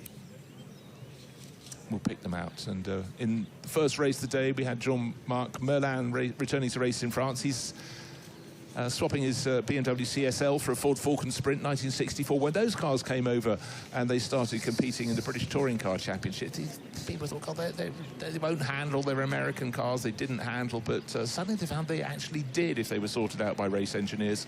They certainly made quite a marker, and then they were followed, of course. They did rallying as well, didn't they, in period, the Ford Falcon? Oh, yes, absolutely. They had a special light panel. Bussi Lungfelt was the top driver, if I remember correctly. They did a Monte Carlo rally one year where they went very well indeed. Obviously, in this upcoming race, we've also got a chap that came to visit us very early yesterday in the booth, and then we couldn't get him onto commentary, and they had to rush off Frank Stippler. And he's going to be in the Francois Rivaz Alfa Romeo Giulia Sprint GTA 1965 car, another superb car from the European Touring Car Championship days. And Frank will make that car go very well. Frank is better known as Audi. He's the guy that developed the Audi R8 sports car, or GT3 car. And so I haven't got the note in front of me, right? He won Le Mans 20, Nürburgring 24 hours 3 times, I think it is. Something like that. But he's actually, this year, he's been working with the Ford Mustang project. Yes, GT3. But, you know, when he does historic racing and he turns up to events like the Goodwood events, he is just phenomenal in lots of stuff. Here, I know he's racing an Alfa in this race, but he did turn up at the Michelin one-star restaurant that we couldn't afford, Andrew, in a lovely Alfa Spider. So he's having an Alfisti weekend. Yeah, and the reason, he was with Audi for years and years as a factory driver, but that GT3 program has stopped, hasn't it? Yes. But, of course, in the sort of GT3 Classic, if you want to call it that, legend, there's lots of Audi R8s racing. I had 2 or 3 iterations of those cars over the years. The news sort of is possibly about to break, but there was a launch for Audi for the new Volare model at Monaco this weekend, and I think the follow-up will be going into GT3 racing. Yes, I saw the new Volare model. Looks quite a bit different from the R8. I rather liked it, but I've only seen the angle from the front. I've never driven an R8, but I was driven around Road Atlanta by our esteemed colleague John Hindhoff in an R8, and I was mightily impressed both by the R8 and actually by Mr. Hindhoff's pedaling of the car. Good. Yes. Good. But, I mean, that had so much success. And just talking things, Audi, of course, they took a surprise win at that event at Monza last weekend. First win since 2022, and effectively from the manufacturer that had pulled out of GT3 racing. Right, actually, just looking at... it was a good year for Frank Stippler. Talking about his Nürburgring 24-hour success. Yeah. 2012, in which he also won the Spa 24. So that was a very busy summer. He then won it twice more. 2019... and 2024. Well, Bruce, the cars are coming out on the track, led by the John Spears Nigel Greensill Mustang that we mentioned before. The Lotus Cortinas, one of the hot runners in that is a chap called Mark Drain. He'll be up near the front somewhere, I think. And there's a 76 car is indeed Abraham Bram Bontrup from Holland. And that, I think this, fourth. I think this was the first car he started racing, because he's quite new, as he always says. I haven't been racing very long. Knows the Hearts well, so that brought him into racing. But there's another bloke in a Falcon Sprint, and he's got the most marvellous name for a racing driver. He's called Andre Widget. Widget. Well, obviously it's Widget, but for me it's Widget. Nice American numbering on the door of that car. He called it because the Americans often used to like to have a shadow around the numbers. It was car 84 that caught my eye, which is the Rainer van Aber Kevin Abbring Mustang 289. Another Alfa. We've got a couple of an English father and son duo there, Roderick Jack and son Rory. Rory works with James Turner, who we saw have an excellent second place in the Porsche race yesterday. Right, the first sighting of a Mini Cooper there as well. That was a car that just invigorated the sort of performance market. It was small but could do wonderful things, and Paddy Hobkirk most famously winning the Monte Carlo Rally, but then great British touring car races John Rhodes and others in period. You know, little cars doing dynamic things. Warwick Banks won the European Touring Car Championships. Saw him the other day. So oh, did you? Member of the BT. He then subsequently raced a Turner, I have to add, very successfully. And then, where did he go from the Turner? He went to Ken Tyrrell's Formula 3 team as a teammate to Jackie Stewart. He was the #2 driver, Warwick, and I think it probably did his head in a bit because Jackie was so quick and he probably went into the car. I mean, he went from a Turner to a Formula 3 coupe. Same engine, actually. Strange. Yeah, just having a little look. European Touring Car Championship under 1600cc class victory in title in 1968 for John Rhodes, who I mentioned, works car. Yep. And the under 1000cc class, the smaller engine class, John Handley. John Handley, yeah. Midlands-based drivers. John Rhodes actually did a couple of non-championship Formula 1 races when they had such things. So, wonderful field of cars. Oh, look, lots of Alphas there. The whole picture was filled with Alphas. Where is our colleague David Addison? He just loves them. It melts, wouldn't he? So, what we got at the front? We got a Ford Mustang, John Spears on pole position. Andrew Banks alongside in the best of the Alfa Romeos in second on the grid. He's running in the under 2 litre class, of course, whereas the Mustangs have more oomph. They're over 2 litre class. Third place on the grid is Ivan Ivanov in his Ford Lotus Cortina, or Cortina Lotus, depending who you talk to. Second of the Mustangs is fourth on the grid. It's the red one with red and black one of Bram Bontrapp. Mark Drain, second Lotus Cortina. His car 79 starting fifth. And Kevin Abring in another of the Mustangs. So we've got 3 Mustangs in the top 6 positions, which is pretty much where you'd expect to have them. They've got more grunt. And Kevin Abring starting car number 84, which he's sharing with René van Arber. It's red with the very large numbers on the door. Just going through the middle of your shot now. But it's the blue Mustang on pole position for John Spears. Another Mustang much further back in bright orange. That's the Phil and Sterling Bulacek car. And they love to bring across Americana to race in Europe. Good to see some people there with the shirts bearing allegiances to previous sponsors in motor racing, most notably Gulf, that seems, obviously, must be here to cheer on the Gulf livery Porsche 917 in one of the later races today. Spin your mind back a year for this race, and Bram had a fantastic battle with Carl Tilley. He did, wheel-to-wheel battle, and in the end he won it by 2 seconds. The end car was in a Lotus Cortina. It was an absolutely terrific race. So the field absolutely bunched. The middle order just awash with Alfa Romeos, Alfa Giulia Sprint GTAs, mainly in red.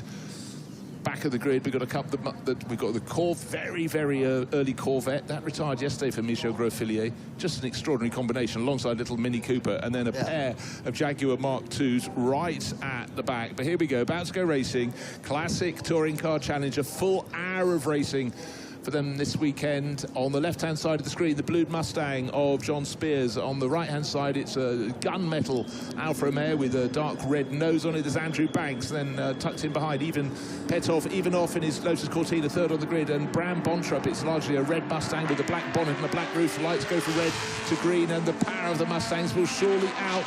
Looks as though the top 3 positions already. Andrew Banks has decided, I'll go in my Alfa Romeo to the left-hand side of the screen and keep out of the way. So 2 of the Mustangs go past him, to be expected. Bram Bontrapp did not, but that means Kevin Abring, gans his tail out of the red Mustang. He's gone from 6th at the start up into 2nd place, and he's challenging John Spears, looking very ambitious. Yeah, very racy indeed. So this could be a great battle. Greenswell, of course, will take over the cars, but the Banks car is in there too. Just keeping a watching brief over the 2 Mustangs. 4th is the Mark Drain Lotus Cortina. And then it's Abring, as you say, and then Rivaz, who will hand over to Frank Stippler. Except Abring has gone from 6th to 5th to 4th to 3rd to 2nd to 1st. Before he got even as far as turn 5, the parabolic, he'd moved past race pole starter John Spears. Now, it looks at this rate, he's going to be able to pull clear fairly big time, but it's a 2-driver race, so his teammate will have to do his part too. René van Arber, one of the Alfa Romeos going very well, which is the Banks family car, holding on in 3rd place. The one who hasn't made the moves right yet, in fact, where is he? is Brand Bontrup. He started fourth. There he is. Sorry, he's in about fifth position between a couple of the Lotus Cortinas. I lost him out of my shot for the moment. Then the gaggle of Alfa Romeo Junior Sprint GTAs. Now, we'll have to pick out some of them in red. They have the works marking. Under the grille, they've got the number of stripes in white or cream that will tell you, you know, the works cars will look the same, but when they're coming straight on, you want to see who's got 2 stripes, who's got 3. 3 cream stripes is the one on the Rivaz and Stippler car, so we'll pick that one out as the race goes on. But look at the grunt and the acceleration, the sheer power. Kevin Abbring, end of the first lap, 2.2 seconds clear. Spears in second in his blue Mustang. Third is Ivanov in his Lotus Cortina. Then Andrew Banks, then in 5th place. There was the driver I lost from my sight for a moment. Brand Bontrup in 5th overall. Last year he was the front runner. This year, the stage has changed. Big surprise, isn't it, this? And, yeah.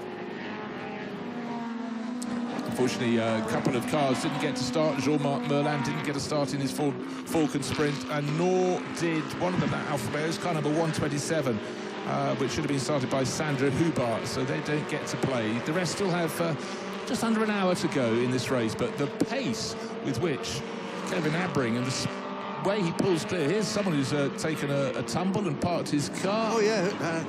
Is him, well, sprinting across the gravel, but where's the car? Where indeed. Safety car, so the car that we couldn't quite see in the gravel is obviously in a position of danger. So for Kevin Abbring, it's on its side, a little green Mini its side, so that's probably Romain Guerdarel, who was in 13th position. If it was him, unlucky 13 for him. Well, I think Kevin Abbring is better known as a rally driver, as a Dutch rally driver. All I know is whenever I've seen him compete, I've been deeply impressed with his sheer speed. So. Yeah. Right, so safety car, so the field will bunch right up, but really the talk of the race was the way that Kevin Abbring started in 6th position and just rocketed it up. Second by the time they got to the first corner, and then the safety car, at this early point of the race, it's quite easy to come out and pick out the leader, so at least that has been done. So everyone will have to drop into line. So it's Fords in the first 4 positions. It's Mustang, Lotus Cortina, and Brand Bontrup did, just on that last lap, get ahead of Andrew Banks' Alfa Romeo, which has got David Hart tucked in behind him. We hadn't talked about David Hart before the start of the race, but he will very much be in the mix. But of course, as the Alphas fill the midfield, we will be waiting for the car that's on its side to be put back on. There it is, already on its wheels. At the first corner, I thought that's where the gravel trap was at its deepest. And that was indeed car number 34, the Romain Guardarel car that tipped over as many as could. Assuming it's the same Kevin Abbring, he was a factory driver for Volkswagen in rallying. Won lots of events. Was the main test driver for Hyundai when they started rallying.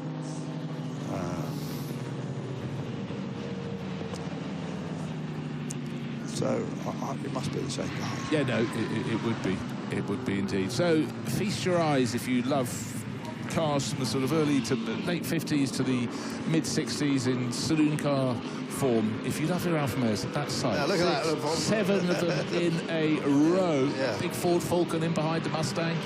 So cars both that 4.7 litre engine, but in different body shapes. Mark II Jaguar there, 2 of them started, and then almost like the Cooper colours from Formula 1 on a Mini Cooper. I like that very much. The British Racing Green with the 2 cream colours up the nose. British touring car championship used to be dominated by those 3.8 Jags, and then all of a sudden a couple of people started importing.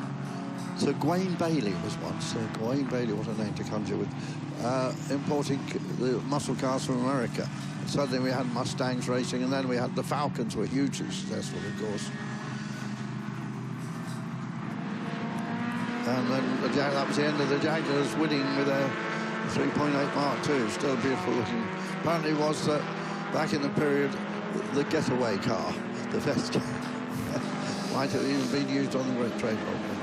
Yes, certain people from getaway driving fame did sort of materialise in racing at various points. Well, Roy James. Not always with their own name.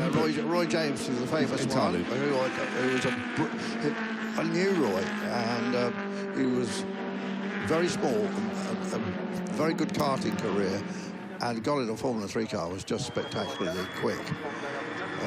But then, unfortunately, he was locked up. And there was another person who used to race minis under somebody else's name who was very quick, but he kept it very quiet, but always had new tyres. Yeah. Right, there we go. I'm not going to put any names on that one. Back to green flag racing, and Kevin Abring leads away. John Spears is now going to go, hold on, you passed me at the first time of asking. I'm going to try and hang on with you. But already, as they go out of the second turn, the way, I mean, John Spears is swinging his Mustang around, but the way that Abring is hanging the tail out, he's absolutely going hell for leather. So he's going to open the lead. He's a rally driver, so... Yeah, oh, almost two sideways, I suggest, through Virage de Bretel.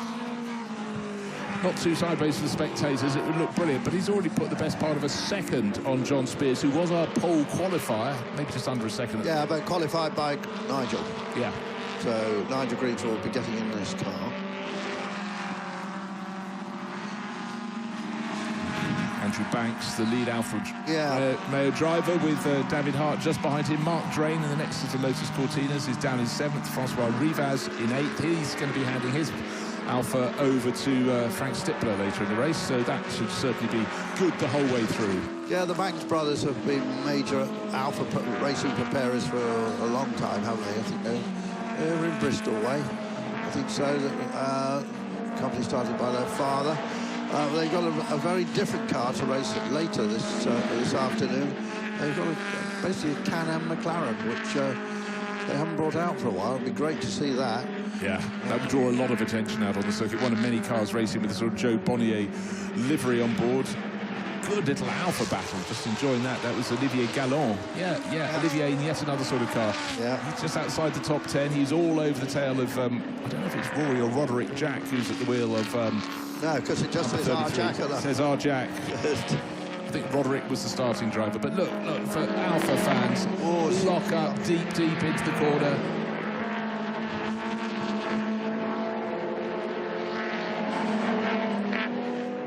Just wonderful. They look right. And this circuit, Dijon-Prenois, just has space to play, but it's the flow of the circuit and the use of the landscape, gentle topography, but some fairly sharp drop-offs and climbs, as you can see.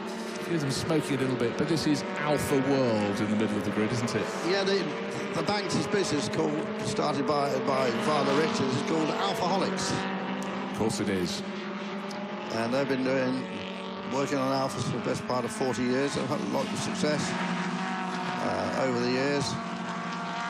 There's quite a few lot of it. And one of the interesting things they did, they restored a beautiful Zagato R Alfa for Gordon Murray, the famous Grand Prix car designer. Yeah. I just noticed, I was mentioning Olivier Gallon. I looked on the entry list, Xavier Gallon, but it's Olivier who's on board. And the way it's been driven, I would suggest it's very much Olivier on lots of brio. Car on 180, look out for it. Yeah. This championship 2 years ago was won by the Banks brothers. But looks like it's got a bit more competitive with all these Mustangs now. Yeah. I don't think there were any Mustangs in this 2 years yet. It was pretty well a battle between the Alfas and the Lotus Cortinas. Just saw Olivier Gallon gaining position. His is the Alfa with the Alfa Serpent on its body, just coming on the left-hand side of the screen, just behind the graphic. Actually, in the background of the shot, he's gaining a place, but it's still Mustangs all the way. 6 seconds the gap between first and second place at the moment. Kevin Abring from John Spears, and John's got a 1.5 second margin. There is Olivier Gallon in the middle of that middle of that Alfa trio. Diving into turn 1, the first corner, drops away into compression, then flicks up, goes into the second corner. Here it is, that wonderful compression, the rise that follows. And that is why the drivers, to a man or woman, they just love this circuit. It's really, really enthralling. The only place you're really in a straight line for more than a matter of seconds is the start-finish straight. And even that is made difficult from the fact from the start of the straight, you can't see the end, because there's that big climb. Another place about to be gained by Olivier Gallon, possibly. Challenging, but Michel Ehrlich in front of him getting a little bit loose, but just about scoops it up and saves that position. Yeah, further down the field, we've got Dean DeSanctis, who we often see racing the Lotus, Lola T70, but Dean come all the way from Florida to race in this. Well, there's accolade enough, isn't it? Yeah. In the pits, unfortunately, we've got Guillaume Breyer in one of the Mini Coopers. It's not their day at the moment, is it? One ends up on its side. And Guillaume is coming long before the pit window opens. In fact, it's just under 14 minutes until that gets hooked open for people to come in. Lotus Cortinas. That's Mark Drain, who races a Lotus of the Land successfully as well. And it's been very quick in this car in the past, run up, right up at the front. It's got little, tiny little red key lines down the side of the car. Well, most Cortinas obviously have that metalescent green colour, but it's sort of olive green, isn't it? Olive green, yes, absolutely. Right. That's it. So, cars already being overtaken, already being lapped, and it shows again the pace. I was talking about the stripes under the grille of an Alfa Romeo. This is the one with 3 stripes, which should be, by my reckoning, François Rivas. One with 2 stripes is the Vergele family car, but you could just imagine in circuits where you need to identify your cars as you come through in the back in the 60s, it was so visual, and if all you saw was the front-on shot, that was a very, very clever way of doing it. Yeah, I mean, back not so long ago, I remember the Audi factory team in DTM had different coloured mirrors. And, of course, the famous Matra team with Henri Pescarolo had that fluorescent green, which has been used ever since. And then Jean-Pierre Josseau had orange on his markings. And then there was blue, wasn't there? The Beltoise had blue, yes. But the famous Pescarolo green has continued, hasn't it, forever?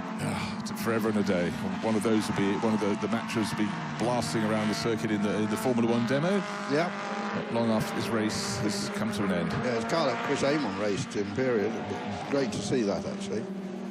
But this is a classic touring car challenge. Second race of the day, of our second day here, as the Alfa had a little think about going down the inside of Mark Drain, but decides not to do it.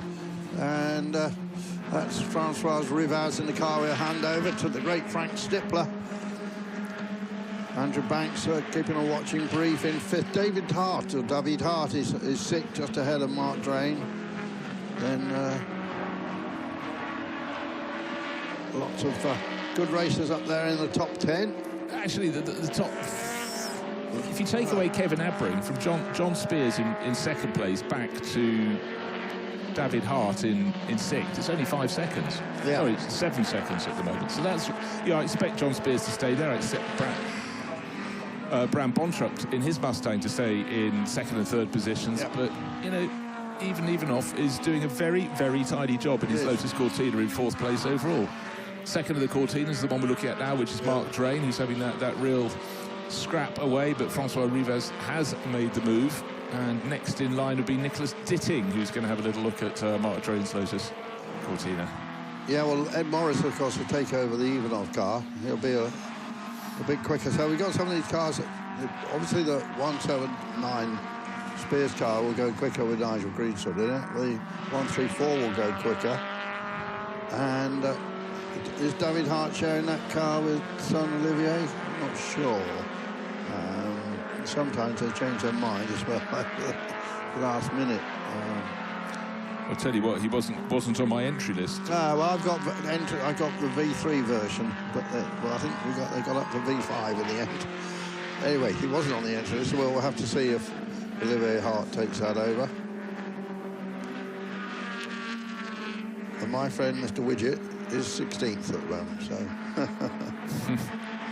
But he'll be having fun. That's the main thing.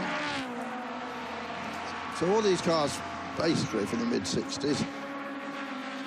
Yeah, the Jaguar Mark II is just that little bit older. Yeah, that's older. Yeah, that's yeah. And they're running together, aren't they? Well, no, one had a problem. Oh, did it? Yes.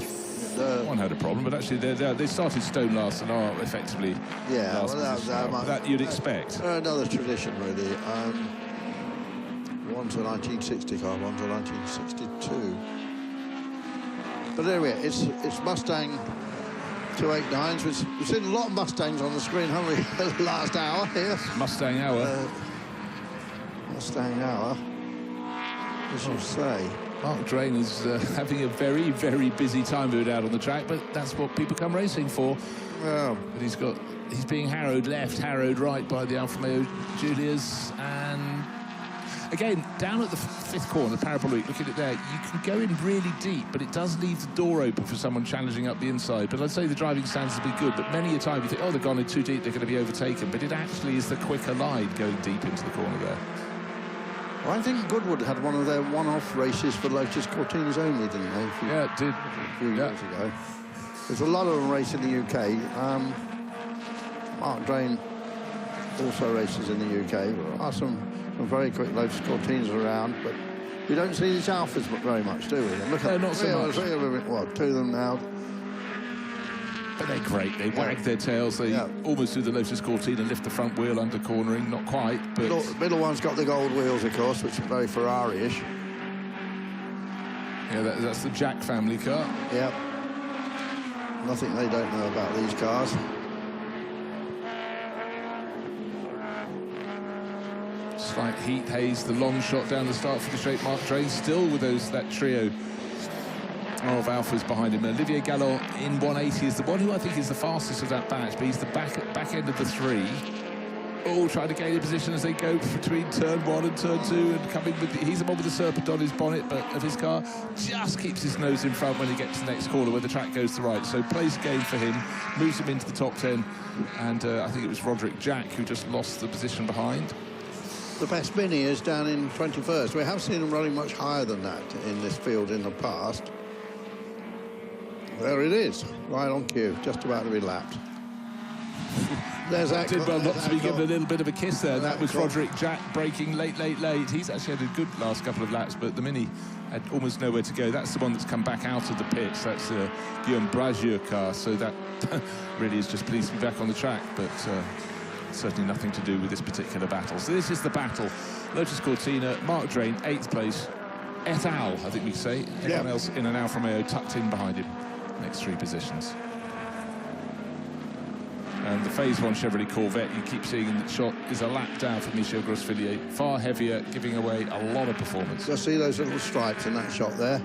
The clean white Lotus Cortina, no sponsorship on it. So Mark runs a chemicals company, I think. But not a decal on it. It would look wrong, I would suggest. It would. Cars of this period. And of course the Alphas don't either. So down to the first corner, Mark Drain's been busy ever since the start of the race. The next driver to challenge him is Roderick Jack. Tucked under his tail is car number 180, Olivier Gallon. So these are the cars running in 8th, 9th and 10th positions. Our race leader, Kevin Abring, is 18 seconds clear in a 3-way Mustang battle, but it's only a 1-way Mustang battle because he's that far clear. Then John Spears and Bram Bontrup separated by under a second, 3/4 of a second between second and third. They're busy with each other, but actually right on their tail is Ivanov. Haven't got to see him too much. Best place of the Lotus Cortinas, there are 3 of them, so he is best rather than better place. Oh, little late potential change of angle there. One of the Alfa Romeos giving chase. It was Olivier Gallon. Roderick Jack has already gained a position ahead of Mark Drain, so things are chopping and changing.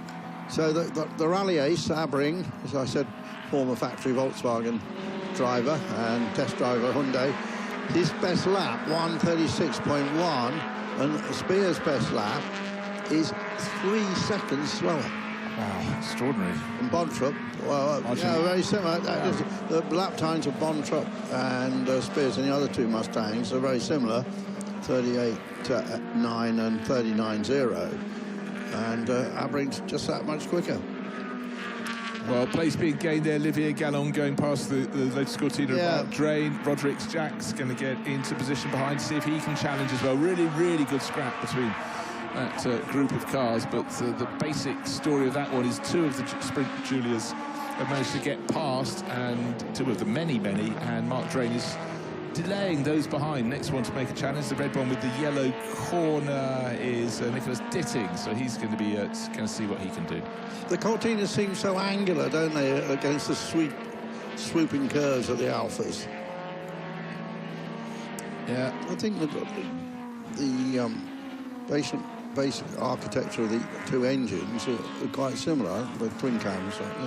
Probably pretty much were, but a big lock-up. Bear in mind, they're aiming for entirely different markets. Yes. It was the saloon car market the Cortina was going for, the family car, and always those Alfa Romeos, those lovely Julias, they were fun cars. They were sort of 2+2s, weren't they? Yeah, they were. Yeah, it wasn't the space. I mean, obviously, the Ford GT, the Ford Cortina was the GT first, which was the sporty version, and then Ford got together with Colin Chapman to produce the Lotus Cortina.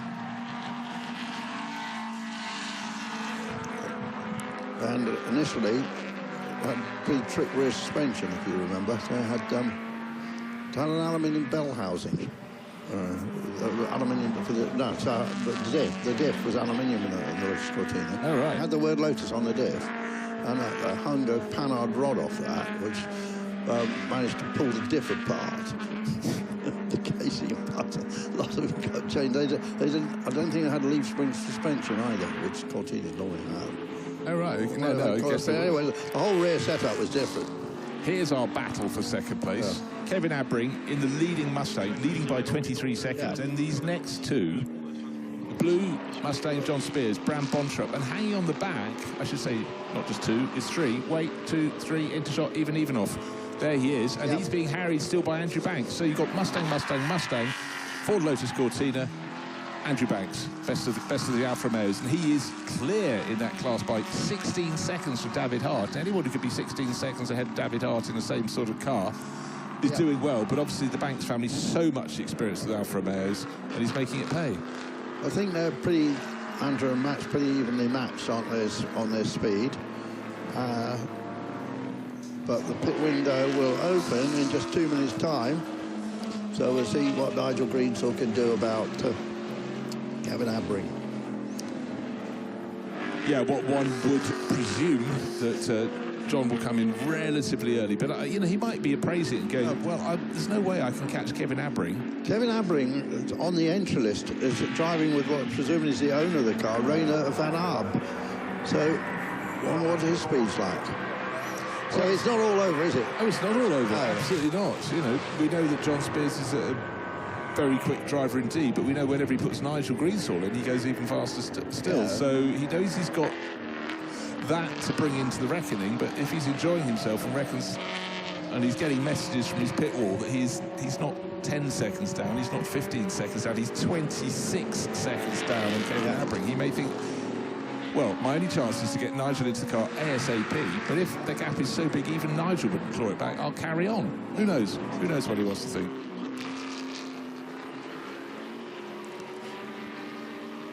Even off in the more traditionally olive-flanked Lotus Cortina is in 4th place overall. Andrew Banks all over his tail. Really, we want Andrew's car to be back among the pack of Alfa Romeos because we can pick it out because it's gunmetal in terms of its livery among all the red ones, but driven beautifully, so of course it deserves to be where it is. Remember those Mark 1s had little Lotus badges more or less over the rear wheels, didn't they? Yeah. Yeah.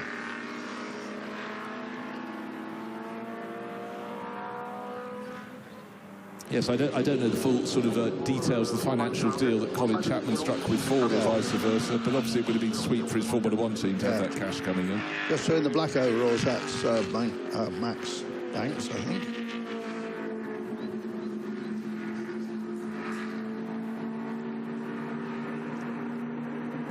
Amazing looking at the different cornering lines through the final corner. Andrew Banks sweeping in much wider than the Lotus Cortina in front of him. Don't know if it's any quicker, but it clearly is what works for him, his tyres and the Alfa Romeo. He's only about not even a second down on Ivanoff's car. Yeah, 8/10 of a second down on it. So 4th and 5th still very close, but along the straights, the Lotus Cortina has a little bit more punch by looks of things, but around the corners, the twisty bits, so the Alfa Romeos that little bit better.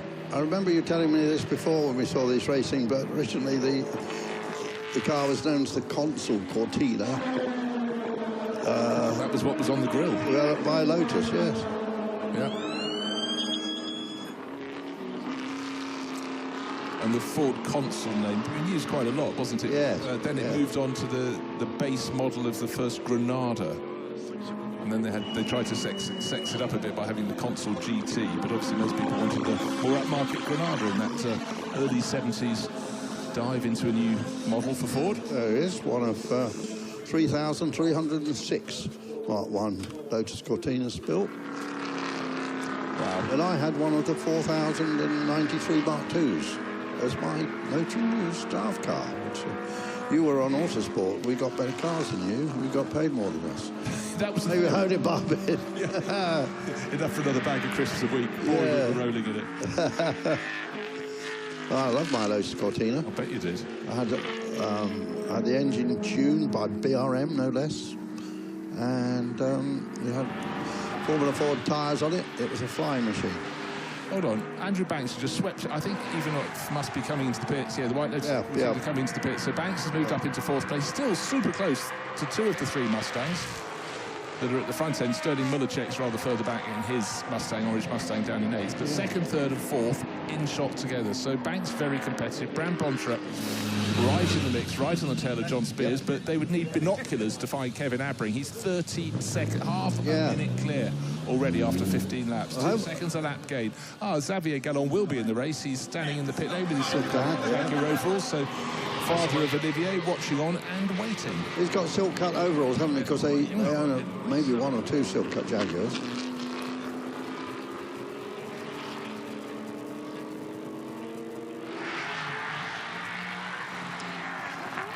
Little Mini quickly saw. Well, nice to know. Try and find out the history of this car. Oh, very sideways, hangs the tail out, and Abring's transitioned into racing from rallying. Maybe we can find that out a bit when we get hopefully a pits interview with Kevin Abring. But there he goes, cross the line again. He's not coming in yet. Is he going to hand the car over to his Dutch compatriot René van Abe?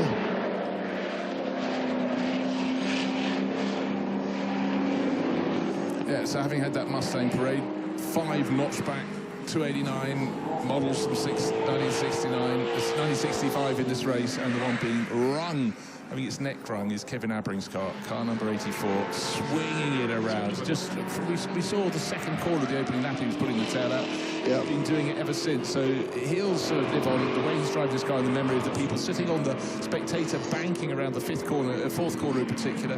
He gets down to this, the 5th corner of the parabolic. What's he do? Just kicks the tail out a little bit, and then relying on the way that the circuit sort of cups the cars, take it up the hill. 2nd, 3rd and 4th, still John Spears, still Brand Bontra, still being harried by the Alfa Romeo of Andrew Banks. But just remember, we had the Lotus Cortina coming into the pits of Ivan Petov. Oh, Bontra left it a little bit late and thought there was half a gap. Yeah, it was offline, wasn't it? They had to just stamp on that brake pedal a little bit hard. Right, still cars coming in and out of the pits, but the only one of the front runners who's pitted so far was the one from 4th place, Ivan Petov. Even off, he'll have Ed Morris taking his Lotus Cortina, car number 124, over. And it's a fairly short lap here. So it was the fastest lap in the race, 1 minute 36 seconds. So you have time spent in the pits, and it almost equates to 2 laps. Yes. I think someone was completely out of the reckoning, not a bit of it. I don't think we've got any handicaps in this, extra handicaps, that I can see. Okay, adjusting the seating position, because Olivier is rather taller than... There's Olivier tall by the car, and Father Xavier a little bit short, well, quite a bit shorter, so he's having to have the seat move forward to his satisfaction. But again, with the mandatory pit stop time, there is time to make these adjustments without crossing. Andrew Banks is now diving into the pit, so brother Max will be waiting. And I think Spears, and so goes John Spears. John was a bit later cutting across to it, but Brand Bontrap, who had that little mistake on the last lap, continues on his way. Yeah. Up now to 2nd. He dropped a couple of seconds back, didn't he? That's...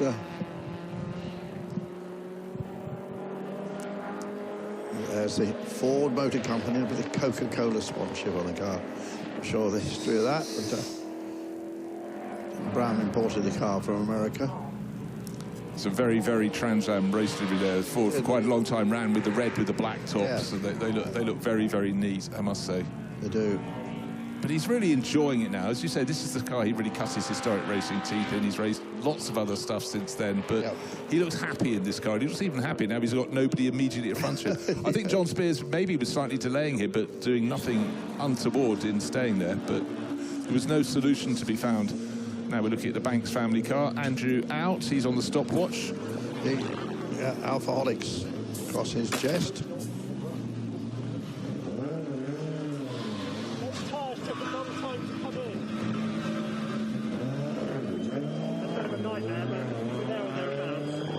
Something's a bit of, what was a bit of a nightmare? Something, I couldn't hear. Something's a bit of a nightmare there or thereabouts. He mentioned tyres earlier, but I didn't quite get the fullness of the linking words, which are quite important. Kevin Abring into the pits from the leader. One of the remaining Minis and one of the many, many Julia Sprint GTAs come out of the pit lane. I think that's probably the Jack family car. It's got the gold wheels. Should have been handed over to Rory Jack. Kevin Abbring, well, he's in, he's had his run, he set the fastest lap of the race by a whisker under 3 seconds. I know our cameraman is running down the pit lane to get there to see if there's a driver change. And we've got another screen, and it doesn't look as if Abbring looks who's going to stay in, doesn't it, Bruce? Well, it certainly does, unless he was so quickly out of the car. I don't think so. Camera wasn't there, but they're just simply looking under it. Oh, now that yeah, we've got selected that shot now. Look. No, yeah, there is a driver change. Yes, there is. Ducked out of sight. We couldn't see Kevin Abbring out of the car, and the driver change taking place. And the big question: how quick is this guy? Yeah, well, car owner, big unknown. Yeah, very typical American style numbers painted on the car. I don't know if Anton can get down there and get a few words with our race leader. One of the problems you have in a race like this is when a driver pulls in, it's a long pit lane, and these cars don't have the pit garages, so the pit crews aren't always where you know they are. You're not putting up in front of your garage, and many a time you see the person with that important stopwatch in their hand arriving somewhat after the car has got to a halt. So Bontrop stays out at the moment. We've got a few infringements. Have we tracked limits? Third, who's that? It's car 79, that's not one of the front runners. Oh, but it is actually, it's Mark Drain. So he was going so well in this Lotus Cortina. He was second in the Lotus Cortina battle. 5-second time penalty. Warning for car oh, that's for him as well. Yes. Okay. So that's going to hurt him a little bit. Right, Bam. No, we haven't got... Bram Bontrop needs to come in. Only 2 minutes left on the clock. One of the other Alfa Romeos coming in at the moment. But Bontrop now enters the pit lane. He's taken it to the last sensible moment that he could come in. He could possibly squeak one further lap, but he tends to drive solo, so there's absolutely no point in delaying his time. Right, people on board cars, Nigel Greensall, always keep an eye out for him. He has taken over what was the second-place Ford Mustang of long-term driving partner John Spears, and we'll see how... There's Nigel right now. And I think it's time to go down with Vincent in the pits and find out the very latest from a driver who put in an amazing opening stint, Kevin Abbring. In the pits with the leader of the race, Kevin Abbring. Kevin Abbring is a pro driver, of course, here in the historic racing. Kevin, just first question, driving a Ford Mustang of the Dijon-Prenois track, how is it? The combination is really, really enjoyable. I mean, obviously, it's a track with long, demanding corners, so you really have to take care about your rear tires. But on the other hand, with a car like this, you need a bit of slip angle. So, no, one big smile from start to finish. We know that you are an excellent rally driver. It's a kind of rallying here. A little bit, without the moving cones, I would say. But this makes it special, and to feel the passion here and to have all these original nice cars racing against each other on the limit, it's just fantastic. You think that René can take this first place and go to the finish at this place? We have to see. I think René showed a good pace in terms of single lap time, but obviously he needs to manage the traffic, and it's always you know, it's not about limit, but it's about feeling when you can show yourself in order to show that you be there and that someone else moves on the other side. On the other hand, you always have some space left or right, so you got to try without, you know, making someone else scary. So if he has the pace in traffic, I think we have a good chance, but normally it's all decided in the last 5 minutes. You are kind of coach of him? Yeah, wherever I can use my experience, I will. So after each session, we analyze the data and the video. And but for him now, he knows how to drive. It's a bit of a mental game now. P1 till now in the race, Kevin Abbring and René van Abel. He's at the wheel now. Thank you very much down there, Vincent. So yeah, cool, calm, collected, and just explaining his role there, Kevin Abbring. Drove it beautifully. Actually, I'll tell you what, René van Abel is trying to mimic, but actually has to watch. He was running a little bit wide out of turn 4 there, so maybe the car is set up a little bit loose, or maybe he's looked to see how Kevin drives it. He's trying to do the same, but sitting on a lead, we'll let you know, it should be around 30 seconds, 32 or 3 seconds perhaps, when everybody has gone through and settled down. Bram Bontrop was one of the last people from the front of the field to come in. He's just exited the pit, so he's definitely notified that he's driving solo. But René van Abel had a cushion of half a minute or so, and we'll see how his lap times settle down. Yeah, if we give it a couple of laps. And then... I tell you what, Ed Morris has hopped in. He's immediately got chopped down in that Lotus Cortina that's been running fourth with Ivan Petrov Ivanov, and he's now lapping within 1.8 seconds. Remember the fastest time set by Kevin Abring, who was the best part of 2.8 seconds clear of anyone else. So suddenly the number 124 Lotus Cortina definitely coming back into the mix, and it's a question of where and what pace we're going to see from Nigel Greensall when he's taken over the blue Mustang from John Spears. And let's not forget Frank Stippler either in 6th place, and Frank will be rowing that car along very quickly indeed. So well, there's all sorts of interest in this race with the second drivers. But my initial thoughts are that Van Arbe is pretty quick in this machine. Just looking at the splits I've seen so far.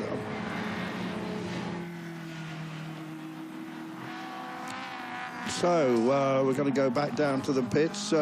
Mention Frank Stippler, but here is his owner, François Rivaz.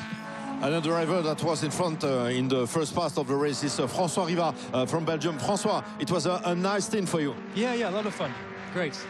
Really fun. We were a good group, and there was a bit of a moment when the safety car came out. It was almost stopped, so we all had to lock our brakes, but everyone survived, and yeah. This car is very pleasant on such a track. It's fantastic. Dijon, for me, is one of the best tracks, especially with the GTA. It's so flowing, it's so natural, it's an old school track. It's a great vibe, yeah. You're driving with Frank Stippler. He's a pro driver, of course. You still learn things from him during a weekend like this? Yeah, absolutely. I mean, I learn all the time. I mean, he's a friend, but he's definitely got a lot to teach. Yeah. This car 22 is a car to watch till the end of the race with Frank Stippler at the wheel now. Thank you very much, and Frank has just moved ahead of the Jack family car to be the second best place of the Alfa Romeo, because of course Max Banks took over from brother Andrew, who was right at the sharp end of the field. Let's run you down the order. René van Aab has taken over the number 84 Mustang, the bright red one from Kevin Abring. It had a 32-second lead before the pit stops, and afterwards it seems he's got, I'm just waiting for the next car to come through. Yeah. Ed Morris, who's now got the Lotus Cortina started by Ivan Ivanov, is up into 4th place. Oh dear, 179 should be out on track, and it is not. So Nigel Greensall took over from 2nd place John Spears and is back in the pits with a problem, going nowhere. He would be going fast, but he's going nowhere fast. That's the problem. So that is why we've only got one Mustang at the very sharp end of the field. Bram Bontrup is in 4th place at the moment. Right, Ed Morris just got clarification. 28 seconds down on René van Aert and is starting to chip away. So our race leader pitching it in there. Let's have a look at a replay of a big lurid moment from René van Aert. But on the opening lap, he came round here a little bit loose, ran over the exit of the corner. This time he's way off. He was on the red and white marking last time, and this time enthusiasm. So that's the corner he's got to mark himself as a little more caution on the way in. Turn 4, Virage de la Bretelle, hardest corner of the circuit. Well, that Mustang is definitely retiring. I know, just looking out of the window, Nigel climbing out of it, taking his crash helmet off. And, oh, what a shame, because I think he would definitely in for the podium. But, so the big question mark is how quick is Van Arbe? And the answer is he's doing fine, actually. Yeah, but he's being hauled in big time by Ed Morris. Ed Morris in the first timing section and the second he's taken 3.5 seconds in the first 2/3 of a lap. So it looks like there's a Lotus Cortina going to the front. We thought this was going to be a Ford Mustang race. It could still be. What Bram Bontrup's pace going to be like? He's looking, actually, he's not as fast as Ed Morris. So, right, I tell you what, maybe it's not going to Mustangs, and it's certainly not going to go to John Spears' Mustang, the blue one that was running second before the pit stop, because Nigel Greensall's brought that back in the pits, and the start driver, John Spears, will tell us what is wrong. One of the Mustang won't be at the finish of this race. John Spears, what happened with the 179? Just towards the end of my stint, we were getting fuel pressure problems, and now the fuel pump has stopped working completely. And we've had this problem before when we've used the sustainable fuel. I think it's because the sustainable fuel is so pure, the fuel pumps are not used to dealing with it, so it's a shame. So unfortunately, we're retiring. John, just before we saw a parade with all the Mustangs, how is it in Dijon with this Mustang? Is it pleasant to drive? Oh, it goes around this track so well. You know, it's a car you can drive on the throttle, and it's wonderful to see so many of them out here today. So hopefully the Classic Touring Challenge will go from strength to strength. It's a good grid, and a good variant grid too. Thank you very much, John. And unfortunately, there won't be any lap in this race for Nigel Greensall. Okay, well, that's very unfortunate indeed. But again, look, the gap is coming down. 3 seconds gained on the last lap by Ed Morris in the chasing Lotus Cortina. It's forward from Ford. It's still the Mustang of René Arnoux. The car started by very impressive Kevin Abbring. In the world of Alfa Romeo, look down the grid. If you're an Alfista, you will just be loving this. Best place the Alfas is in third place, Max Banks, who's almost traitorous. He hasn't got one that's in red. There's a bit of red on it, but the one that's making the moves, car number 36, just locking up there. Nick Ditting, he's just gained a particular place, chopping and changing. Andrew. Something we hadn't sussed out is that young Alfie Briggs has got into the... I've just written it down. Yeah, he wasn't on the 8 list, but he's joined Mark Drain, and we'll see how that one goes. He was driving the Lamb with Mark Drain. I believe he's now coaching him. So Mark Drain being coached by a teenager.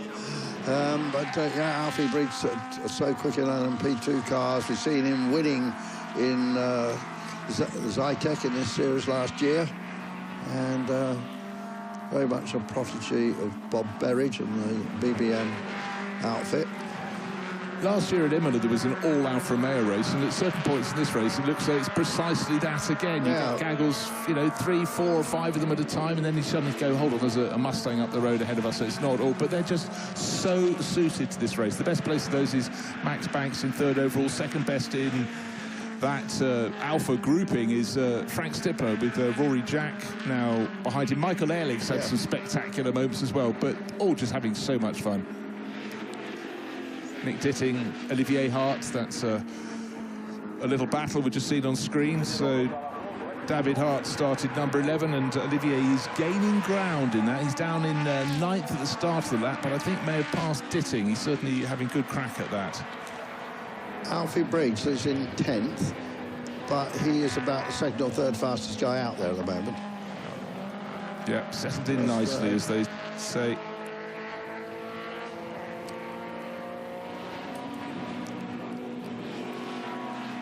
Yes, I think you're right. I think Ed Morris is taking about 2.5 seconds a lap of Van Arbe.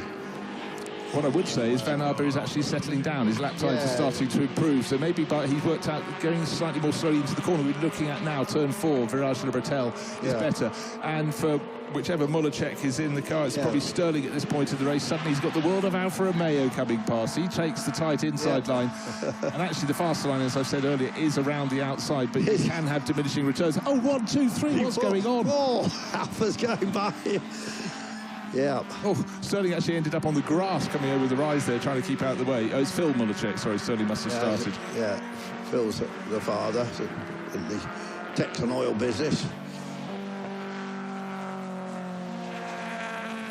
Yeah, this last lap, Ed Morris really gobbling Van Arbe up and took 1.4 seconds out of him in the first sector even. Yeah, the first sector is actually the part of the lap he seems really, really strong in that Lotus Cortina, car number 124. So at the moment, René Van Arbe cannot see the car that's chasing him because with a 20-second margin, you can't. But I have to keep an eye on his pit. But we've got 15 minutes left. I think he might still be able to hang on. But again, it's a 1-hour race, and tyres by the end really might not be performing as sweetly as they could be or should be. So that could be slightly harder for René Van Arbe. Ed Morris has way more race experience as he gives chase. Max Banks, of course, in third, knows his Alfa Romeo forwards, backwards and sideways. Michael Ehrlich in shot there, running around 5th of the Alfa Romeos, I beg his pardon. Yes, exactly 5th, but he's got Roderick Jack all over the tail of it. Sorry, Rory Jack all over his tail. Rory Jack, yeah. Alfa's as far as the eye can see, but certainly having a great deal of fun. Just seems super, super suited to this circuit.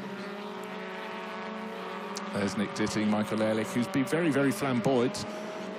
Down out of the 4th corner behind him. The Mustang of the Molacek family tried to stay out of the way, but a lap ago he had 4 of these sprints going past him in the space of about 3 seconds. This time he's only got 2 of them trying to challenge, because 2 have gone clear and almost over the horizon in front of him. I'm just keeping an eye on the progress of Alfie Briggs. He started the lap in 10th place, but certainly looking very handy, having taken over from Mark Drain, that Lotus Cortina. He's catching. He's got 5 Alfa Romeos ahead of him on the time charts before he gets to another Ford, which is Bram Bontrup, still down in 4th place. and unable to match the pace of Max Banks, who's doing the second leg of the race. Took over the number 189 Alfa Romeo Giulia Sprint GTA. That's the one in gunmetal with the dark red nose from brother Andrew. He's running comfortably in third place, but nowhere close enough to challenge Ed Morris, who's another dozen seconds up the track. Yeah, Ed's got a long career from coming out of karting into junior rallycross, but 2006, remember, he was running in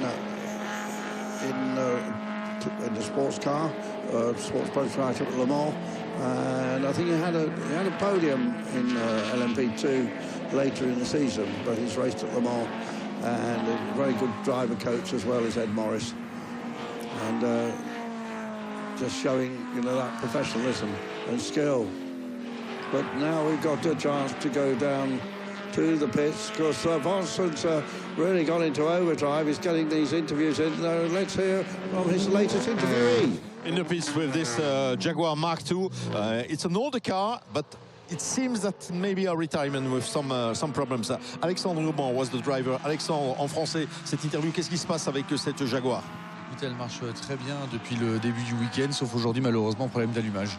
Voilà, alors est-ce que c'est l'allumeur, est-ce que c'est les bobines, est-ce que c'est tout un ensemble qui fait que... Voilà, malheureusement, les aléas.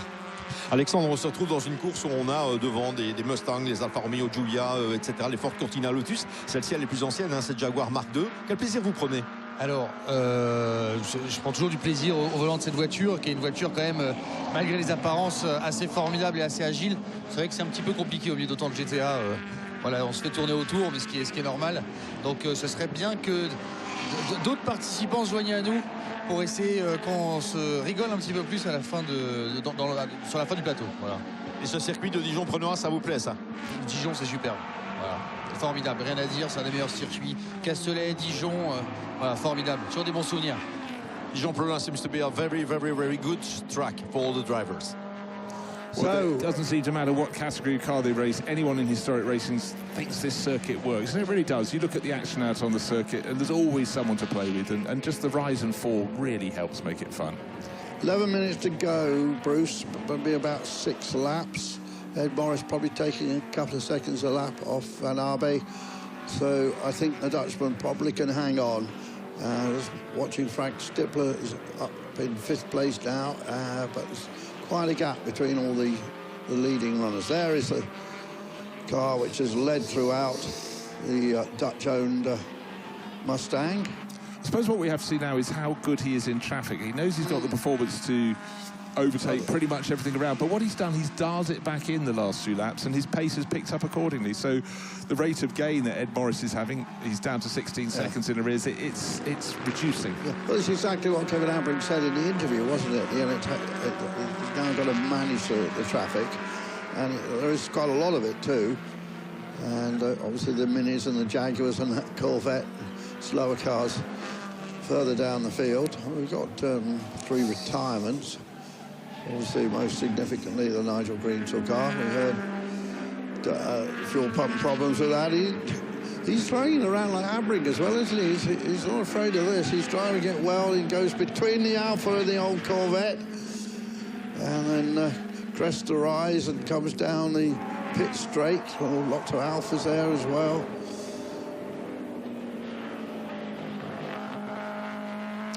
Yeah, just looking to see where the gaps are small. Certainly between Nick Ditting and Michael Ehrlich, there's in their Alfa Giulia Sprint GTA, 7th and 8th overall, just 2 seconds between them. Alfie Briggs is hauling them in, taking 2.5 seconds a lap off them.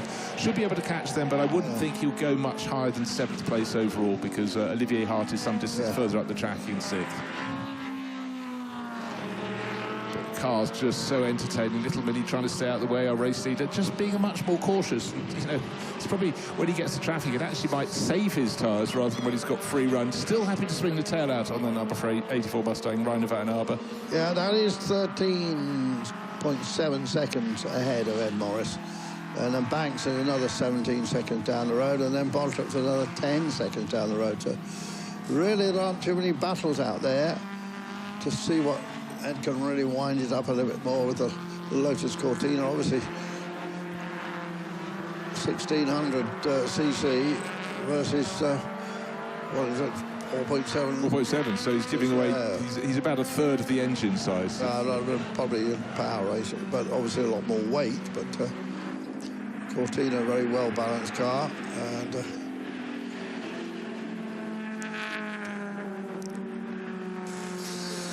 no, René Arnoux having fun. Traffic, these gaggles of cars he's had to pass the last few laps will then be on the nose of Ed Morris's car, and it's a question of how the Ford Lotus Cortina driver can make it work for him. But continues to chase, continues to chip away, and with every lap he is catching. But we're into the final 8.5 minutes of this race, so I think perhaps the number 84 Mustang of René Arnoux and the driver who started it and pulled from 6th on the grid, very short order into the lead of the race, then opened out more than half a minute of an advantage. That's Kevin Abbring. They should together, he and René Arnoux, take victory in this race. Yeah. Just looking at the penalties, Bruce, I think there's one with speeding in the pit lane, but I think not one of our front runners, is it? No, it's one of the Mini Coopers. Yeah, Michael Ehrlich will have he's running 8th overall. He's the car that Alfie Briggs is aiming after, and he's got a 10-second penalty, so Briggs in reality has already gone up to 8th place overall. Somebody's done a 4th track limit, so he's just looking at that. Car number 40, which is Michael Ehrlich, which is... yes, that will drop him down. I'm sure he'll get a penalty for that. So that will... Well, he's getting a 10-second penalty. Yeah, so that will promote Briggs. Yeah. Not quite enough to promote Rory Jack, who's running just at the tail of the top 10 and 10th overall. René Arnoux continues to lead the race, chased by Ed Morris. So it's Ford Mustang from Ford Lotus Cortina.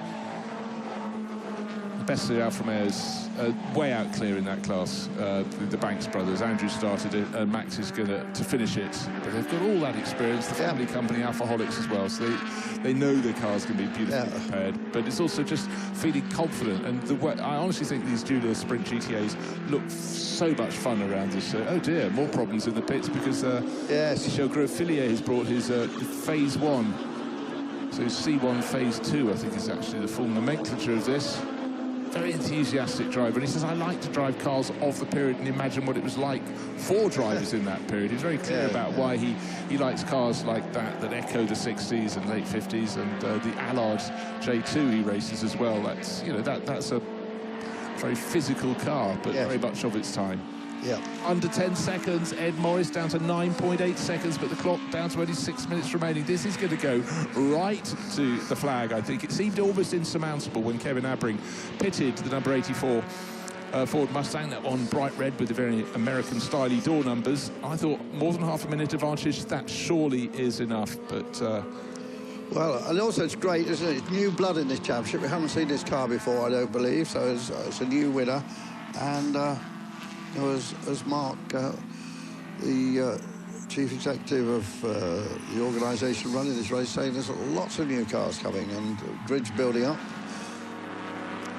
Yeah, Alfie Briggs is up to 8th now. Michael Ehrlich is behind him, past him on the track. Next target is Nick Ditting, so he's gaining places. So at the latter stages of the race, we've got 2 Lotus Cortinas making the moves, and that's Nick Ditting. There's Alfie Briggs, Nick Ditting in the little Alfa Romeo, and the slightly larger, taller, longer Lotus Cortina that corners a little bit better in the hands of Alfie Briggs. Onto the start-finish straight they go. Looks like another place is going to be gained, but then there's a big margin to the next driver up the track, which should be Olivier Hart. So 7th, as we predicted, would be about as high as Alfie Briggs can go. However, some people have been getting time penalties. 10-second penalty to car 79 was the last we heard, which is Alfie Briggs. Oh, dear. That's how Ed Morris... cost. So what he's gained, Michael Ehrlich, who passed, got a 10-second penalty, so Nick Ditting will go back up to 7th overall. Ed Morris has clipped it back to 7.9 seconds now. It's a tall order, 4 minutes left. It's going to be 2 laps, I think.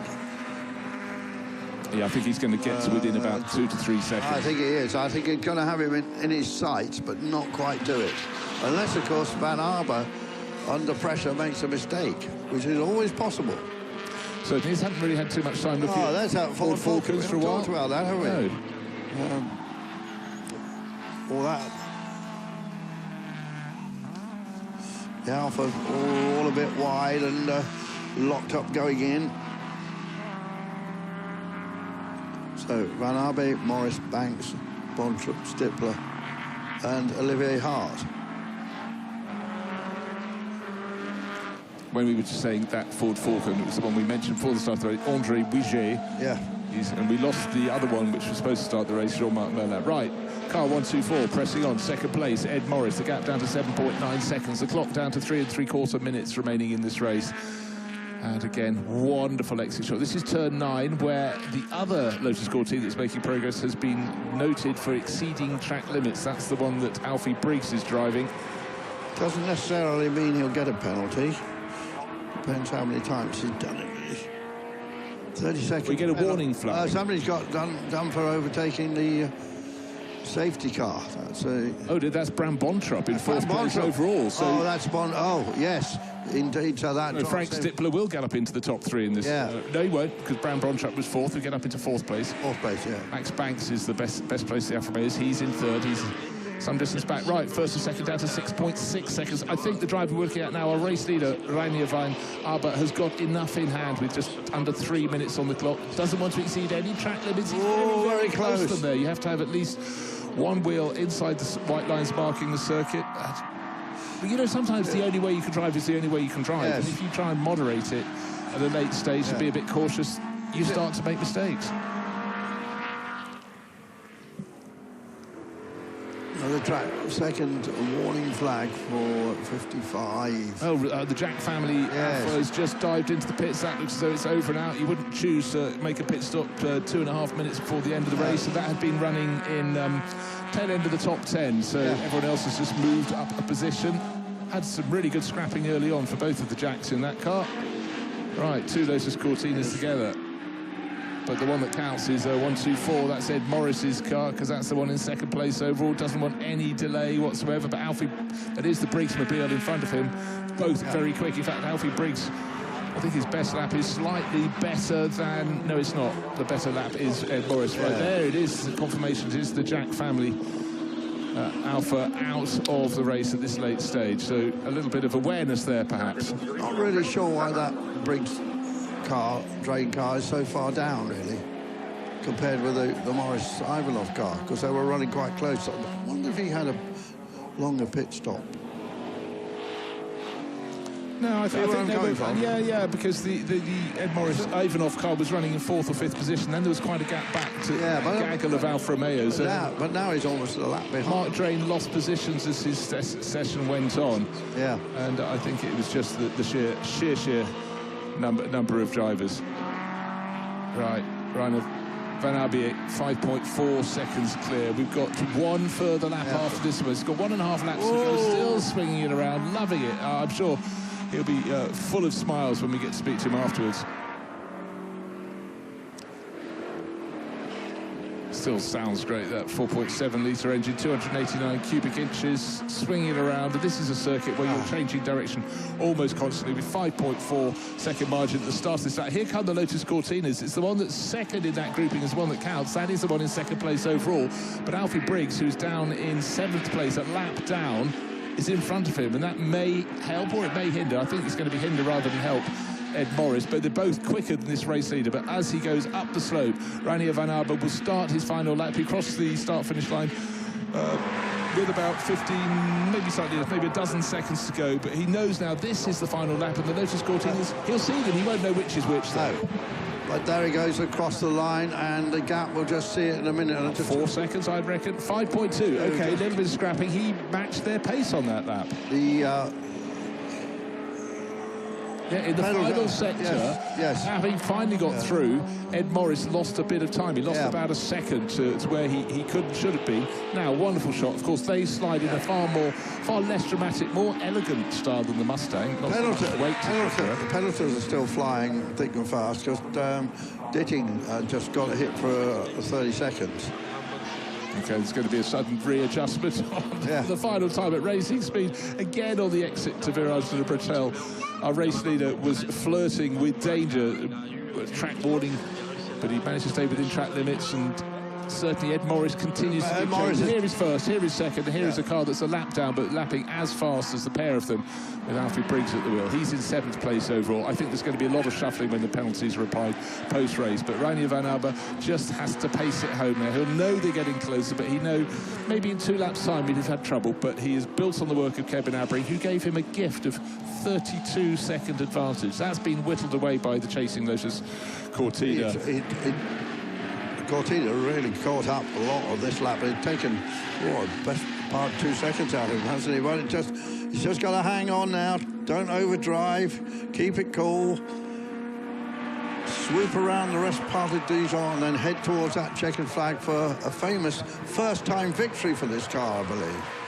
Yeah, neat and tidy, and in the end he wasn't totally pressured. He'd have seen them getting larger. The margin, I reckon, I don't know, it'll be 3.1 seconds. So that in the end would have meant another lap. He'd have been starting to get challenged. It would have been 2 more laps. So Ed Morris comes home in 2nd place. He's Lotus Cortina down by 3.1 seconds. Then there's a bit of a gap. Then we're waiting for the Banks family crew. Andrew Banks started in his Alfa Romeo Giulia Sprint GTA, and Max Banks will be coming through at some point, but such was the margin of our race-leading and race-winning Mustang. Ed Morris in the Lotus Cortina, close 3.1 seconds, another 40 seconds or thereabouts back to Max Banks coming through. I do wonder what Nigel Greenfield could have done in that Mustang had it not had the fuel flow problems. Right, Bram Bondrup crosses the line, but he's got a lot of penalties. He's 4th there in that black and red Mustang, just coming out the bottom of the shot. And in behind would be Frank Stippler, just coming out the bottom of the shot as well, or sometime soon. Ford Falcon continues. Would like to see one of those nearer the front in the year ahead, but you can be sure some people will be looking at those and going, yeah, why don't we race one of those in the future? They look fun. Just looking to see if they're going to adjust on our timing screen. Doesn't always happen immediately. Right, there is Xavier Galland having crossed the line. But Reinier van Arbe, there he is, car number 84, victory for the Mustangs, or the Mustang in this case. Was challenged early on by John Spears, but very early on we saw Kevin Abring making his break, making his move, pulling very well clear of everybody else. Well, that was an interesting race with a fabulous array of cars. And if you were a fan of Alfa Romeos, just watching them even 1, 2, 3 at a time going around this swooping circuit was something to behold. Best of them at the end was the Banks family duo of Andrew and Max. They finished 3rd overall. And best of the rest of them was in 5th place overall, Frank Stippler. I think our order might be a little bit jiggled by certain driver penalties, because at the moment we knew one was coming the way of Alfie Briggs. He moved up to be the first of the lap runners in 7th overall, having passed a gaggle of Giulia Sprint GTAs, but I wouldn't write anything in ink if you want to write anything down, but it does seem all is fine for our race leader, for our race winner, Reinier van Arbe, and Kevin Abring hopefully will be there to greet him, because he's obviously coached him very nicely indeed. So just the 2 races down this morning. We've got a very busy afternoon, haven't we, Bruce? We're going off for a little break in a moment, have a bit of lunch, and obviously give the marshals a bit of a break, and everyone. Here is our winner. He gives us the victory sign, and they will climb out in just a moment in this car, new to the series, new to us, and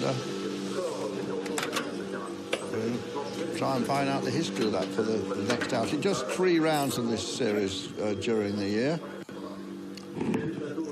But we've got lots of nice sports prototypes and Lola T70s race. We've got a Porsche 917 we're going to see this afternoon, which went pretty well in qualifying.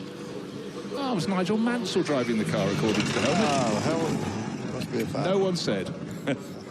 So that's Reinier van Arbe, and he'll be very satisfied with that. So great to have some new faces. When we come back after lunch at the first race of the afternoon, Classic Endurance Racing 1. You mentioned Lola T70s. But let's dive down, because there should be a very, very happy driver there, Reinier van Arbe, and we're going to hear his winner's thoughts down in Parc Fermé. And just after the Mustang Parade is a Mustang victory here in Dijon-Prenois with this guy, Reinier van Arbe. Reinier, it was a nice race. It was a really good race. We were trying, of course, since yesterday, pole position to make this happen. And a little bit of luck, I guess. I heard behind us they were battling. So, but I was happy with my lap times. And of course, with my co-driver, Kevin, he's amazing. He's so fast. We developed the car together for me as a gentleman driver, just to try to push myself. And the last 2 years, I've been really grateful for that. So I'm happy to be on the podium at Peter Otto. In the last part of the race, we saw this Ford Cortina Lotus of Ed Morris coming and coming and coming so close. It was a problem for you or not? My crew was making me nervous just by telling me, let's push, push, push, push, push. But we had a good time. How important is it to have a co-driver like Kevin Hamming? We know that he's a pro driver. He's a kind of coach for you? Kevin is not only a fast driver, Kevin is a friend and also a really good mentor. I think the best mentor. This is like he brings me all the technique, all the mindset, the right car, the right setup together with Milestone Motorsport. So yeah, we are really proud of this result, and we've been working for this for the last 2 years. So happy to be on the podium. It's a Dutch victory here in Dijon-Prenois. Thank you very much. You can see how much it means them to work together as a pair and develop, and drove it very well. I was slightly concerned right at the outset because certainly René Van Abbe was being a little bit loose, and maybe he's watched a lot of Kevin Hamming, but he really toned it back down and was snapping very nicely come the end and did what he needed to take victory. Yeah, I just tried to push, but the car was sliding way more than before. So because everything is hot and everything. Sliding a little bit. And again, the multilingual, but the lingua franca of so much of racing is English, so chatting away like that in English, but discussing the way the car's handling. And today, if it was a different weather conditions, if it was a lot hotter, those cars, certainly the cars from the 60s, would have handled in still an even more different way. But today they got everything right, and you can see the pleasure and the satisfaction from that, Andrew. Absolutely right. Interesting win. I didn't have that one predicted. But, we didn't know how quick that car was, and we didn't know the rally driver turn racer was going to be that quick either, did we? But it also, that's a great drive by Ed Morris as well. Well, it was a race that was going to be always a Mustang versus Cortina versus Alfa Romeo battle. We got precisely that. And let's take a look back at the highlights of all that happened.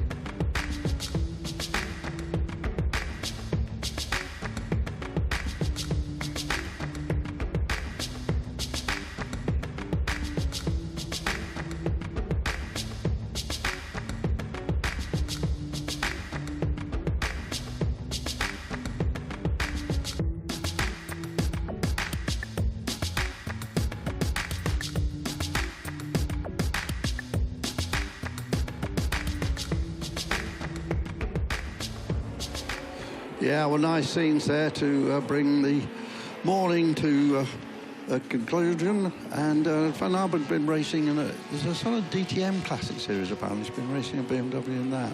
OK, well, there's no racing until after lunch now, Andrew. Oh. So it's goodbye from us until we'll be back at 1 o'clock local time for a packed afternoon of racing here for the Grand Prix de l'Age d'Or at Dijon-Prenois. And there is a drone shot showing the beauty of the circuit. Goodbye. Catch you later when the streaming comes back at 1 o'clock. See you later.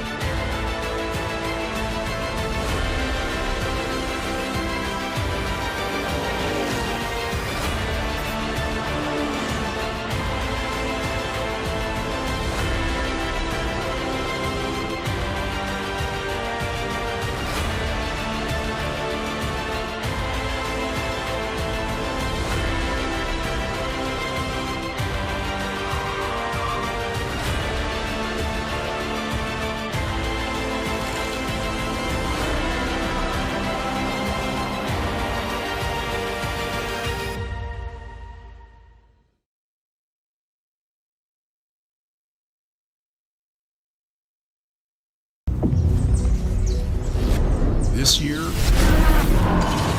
a new chapter begins. Peter Otto redefines the classic.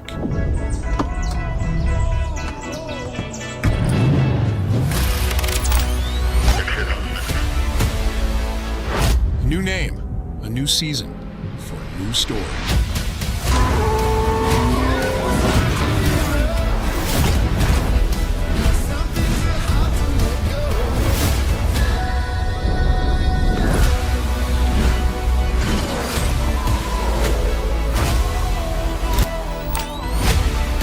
Season starts now.